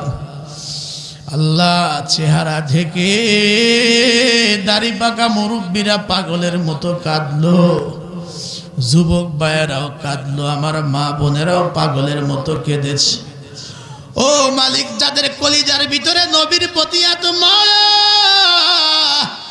এত মহাব্বত এত ভালোবাসা আল্লাহ এলাকার আল্লাহ মা বোন মুরব্বী যুবক ভাই সবাইকে আল্লাহ তুমি কবুল করে নিও ও রব্বুল আলামিন ইয়া আল্লাহ যারা হাত বাড়ায়া ধরছি জানি না কার মা নাই কার বাবা নাই একটু মা বাবার কথা স্মরণ করে দেখেন তো চোখে পানি আনা যায় কিনা এই যে শীতের মধ্যে কতগুলি কাপড় পইরা এরপরেও সহ্য করতে পারি না মাগো 5 টুকরা টিস্যু পেপারের মতো কাপড় নিয়ে 3 টুকরা টিস্যু পেপারের মতো পাতলা কাপড়ে জড়ায়া কেমনে মাগো বাবা ইয়া মা বাবা কেমনে তোমরা কবরে ঘুমাছো এই শীতের মৌসুমে ছোট যখন ছিলাম মা ঘুমায় নাই এইভাবে ল্যাপ কম্বলের নিচে হাত দিয়া সারা রাত কুচো করে রাখছিল কেউ জিগাইলে কয় ভয় হয় হাত লেগে যায় তাও হাত নামাই না কারণ ল্যাপ কম্বল আমার সন্তানের মুখে পড়ে আমার শ্বাস বন্ধ হয়েও মারা যাবে আজকে যদি খেয়াল করি তোমার আমার মা বাবা কবরে ও মা বাবার বুকের উপরে ওই যে বাঁশের চাঙ্গারিটা ভাঙ্গা মা বাবার বুকের উপরে পড়ে গেছে গা আরে মা বাবার শরীরের মধ্যে পোকা লেগে গেছে যেই দাদা দাদি নানা নানি আমাদেরকেও মারতে আসলে লাঠি ধইরা বলতো খবরদার আমার সামনে আমার দাদু ভাই নানু ভাইটারে মারতে পারবি না আজকে আমাদের সেই মহাব্বতের মানুষগুলি না জানি কবরে ফেরেশতাদের হাতে মার খায় আল্লাহ তোমার কুদরতি পা জড়ায়া ধরে বলি মা বাবা দাদা দাদি নানা নানি আপনজন যারা মারা গেছেন তাদের কবর গুলিকে জান্নাতের বাগান বানায় দাও ও রব্বুল আলামিন ইয়া আল্লাহ মেহেরবান মালিক আমার মাদ্রাসার এতিম সন্তানদের জন্য আল্লাহ যারা টাকা দিল পয়সা দিল আল্লাহ তাদের এই দানগুলি কবুল করে নাও আমার যেই ভাই দুপুরে 500 টাকা মাদ্রাসায় দিয়েছে আল্লাহ কবুল করো এই মাহফিলে 100 করে বেশ কয়েকজন 50 টাকাও কয়েকজন দিয়েছে অনেক জায়গা মাহফিলের পরেও আমার মা বোনেরা আমার ভাইয়েরা মাদ্রাসায় দান করে থাকেন আল্লাহ যারা দিছেন আরো যদি কেউ দেন প্রত্যেকের দানগুলি কবুল করে নিয়ে আল্লাহ সকলের আপনজনের কবরগুলিকে জান্নাতের টুকরায় পরিণত করে দাও আবার বলছে আজকের মাহফিলকে কবুল করে নাও ইয়া আল্লাহ রবিউল ইসলাম নামে তোমার এক বান্দা অসুস্থ আল্লাহ তাকে শেফা দাও আমার ড্রাইভারের মা অসুস্থ শেফা দাও আল্লাহ আমার সাথে মুয়াজ্জিন শাহ আলম ভাই এসেছেন, আল্লাহ তাকে কবুল করো, আল্লাহ তার মা বাবাকে মাফ করে দাও, আল্লাহ তার সন্তানদেরকে আল্লাহ নেক হায়াত দাও। আমার আলেম ভাইয়েরা, আমার আগে যারা কথা বলেছেন, আল্লাহ পাশে বৈশা ইমাম সাহেব সহ যত ওলামায়ে কেরাম হাত বাড়ায় ধরছেন, সকল আলেম ভাইদের জিন্দেগির ভিতরে বরকত দিয়ে দাও আল্লাহ। এই হাত দিয়ে কত মানুষের কবরে মাটি দিছি, একদিন আমরা মারা যাব, মানুষ মৃত্যুর খবর শুনবে, কেউ ভাবে বাঁশ কাটতে, কেউ যাবে কাফন কিনতে, কেউ যাবে বড়ই পাতার গরম পানি করতে। আল্লাহ যখন মারা যাব, গোসল করায়া কাফন পরায়া জানাজা দিয়া কবরের দিকে নিয়ে যাবে, সন্তানগুলা ইয়াতিম হইয়া কাঁদতে থাকবে। ওই দিন সিরাজগঞ্জে আমার এক আত্মীয় মারা গেছে, তার 4 বছরের একটা ছেলে বাচ্চা আছে। যখন লাশটাকে গেট থেকে কাঁধে কইরা বের করে, মাগরিবের পরে বাচ্চাটার কান্না দেখা উপস্থিত কেউ কান্না থামায়া রাখতে পারে না। হে বাচ্চাটা সবার পায়ে ধরে বলে, আমি আমার বাবার গলা না ধরে ঘুমাই না, আমি আমার বাবার ছাড়া ঘুমাইতে পারি না। রাত হয়ে যায়, খাটে শোয়া আমার বাবারে কই নিয়ে যাও। ও মালিক, এভাবে আমরা প্রত্যেকে একদিন দুনিয়া থেকে বিদায় হব। আল্লাহ বিদায় বেলায় জবানে কালেমা রাইখো, ইয়া আল্লাহ তোমার সন্তুষ্টি নিয়ে যাইতে পারি তৌফিক দিও। ওয়ারহামনা মাহুম বিরহমাতিকা ইয়া আরহামার রাহিমিন।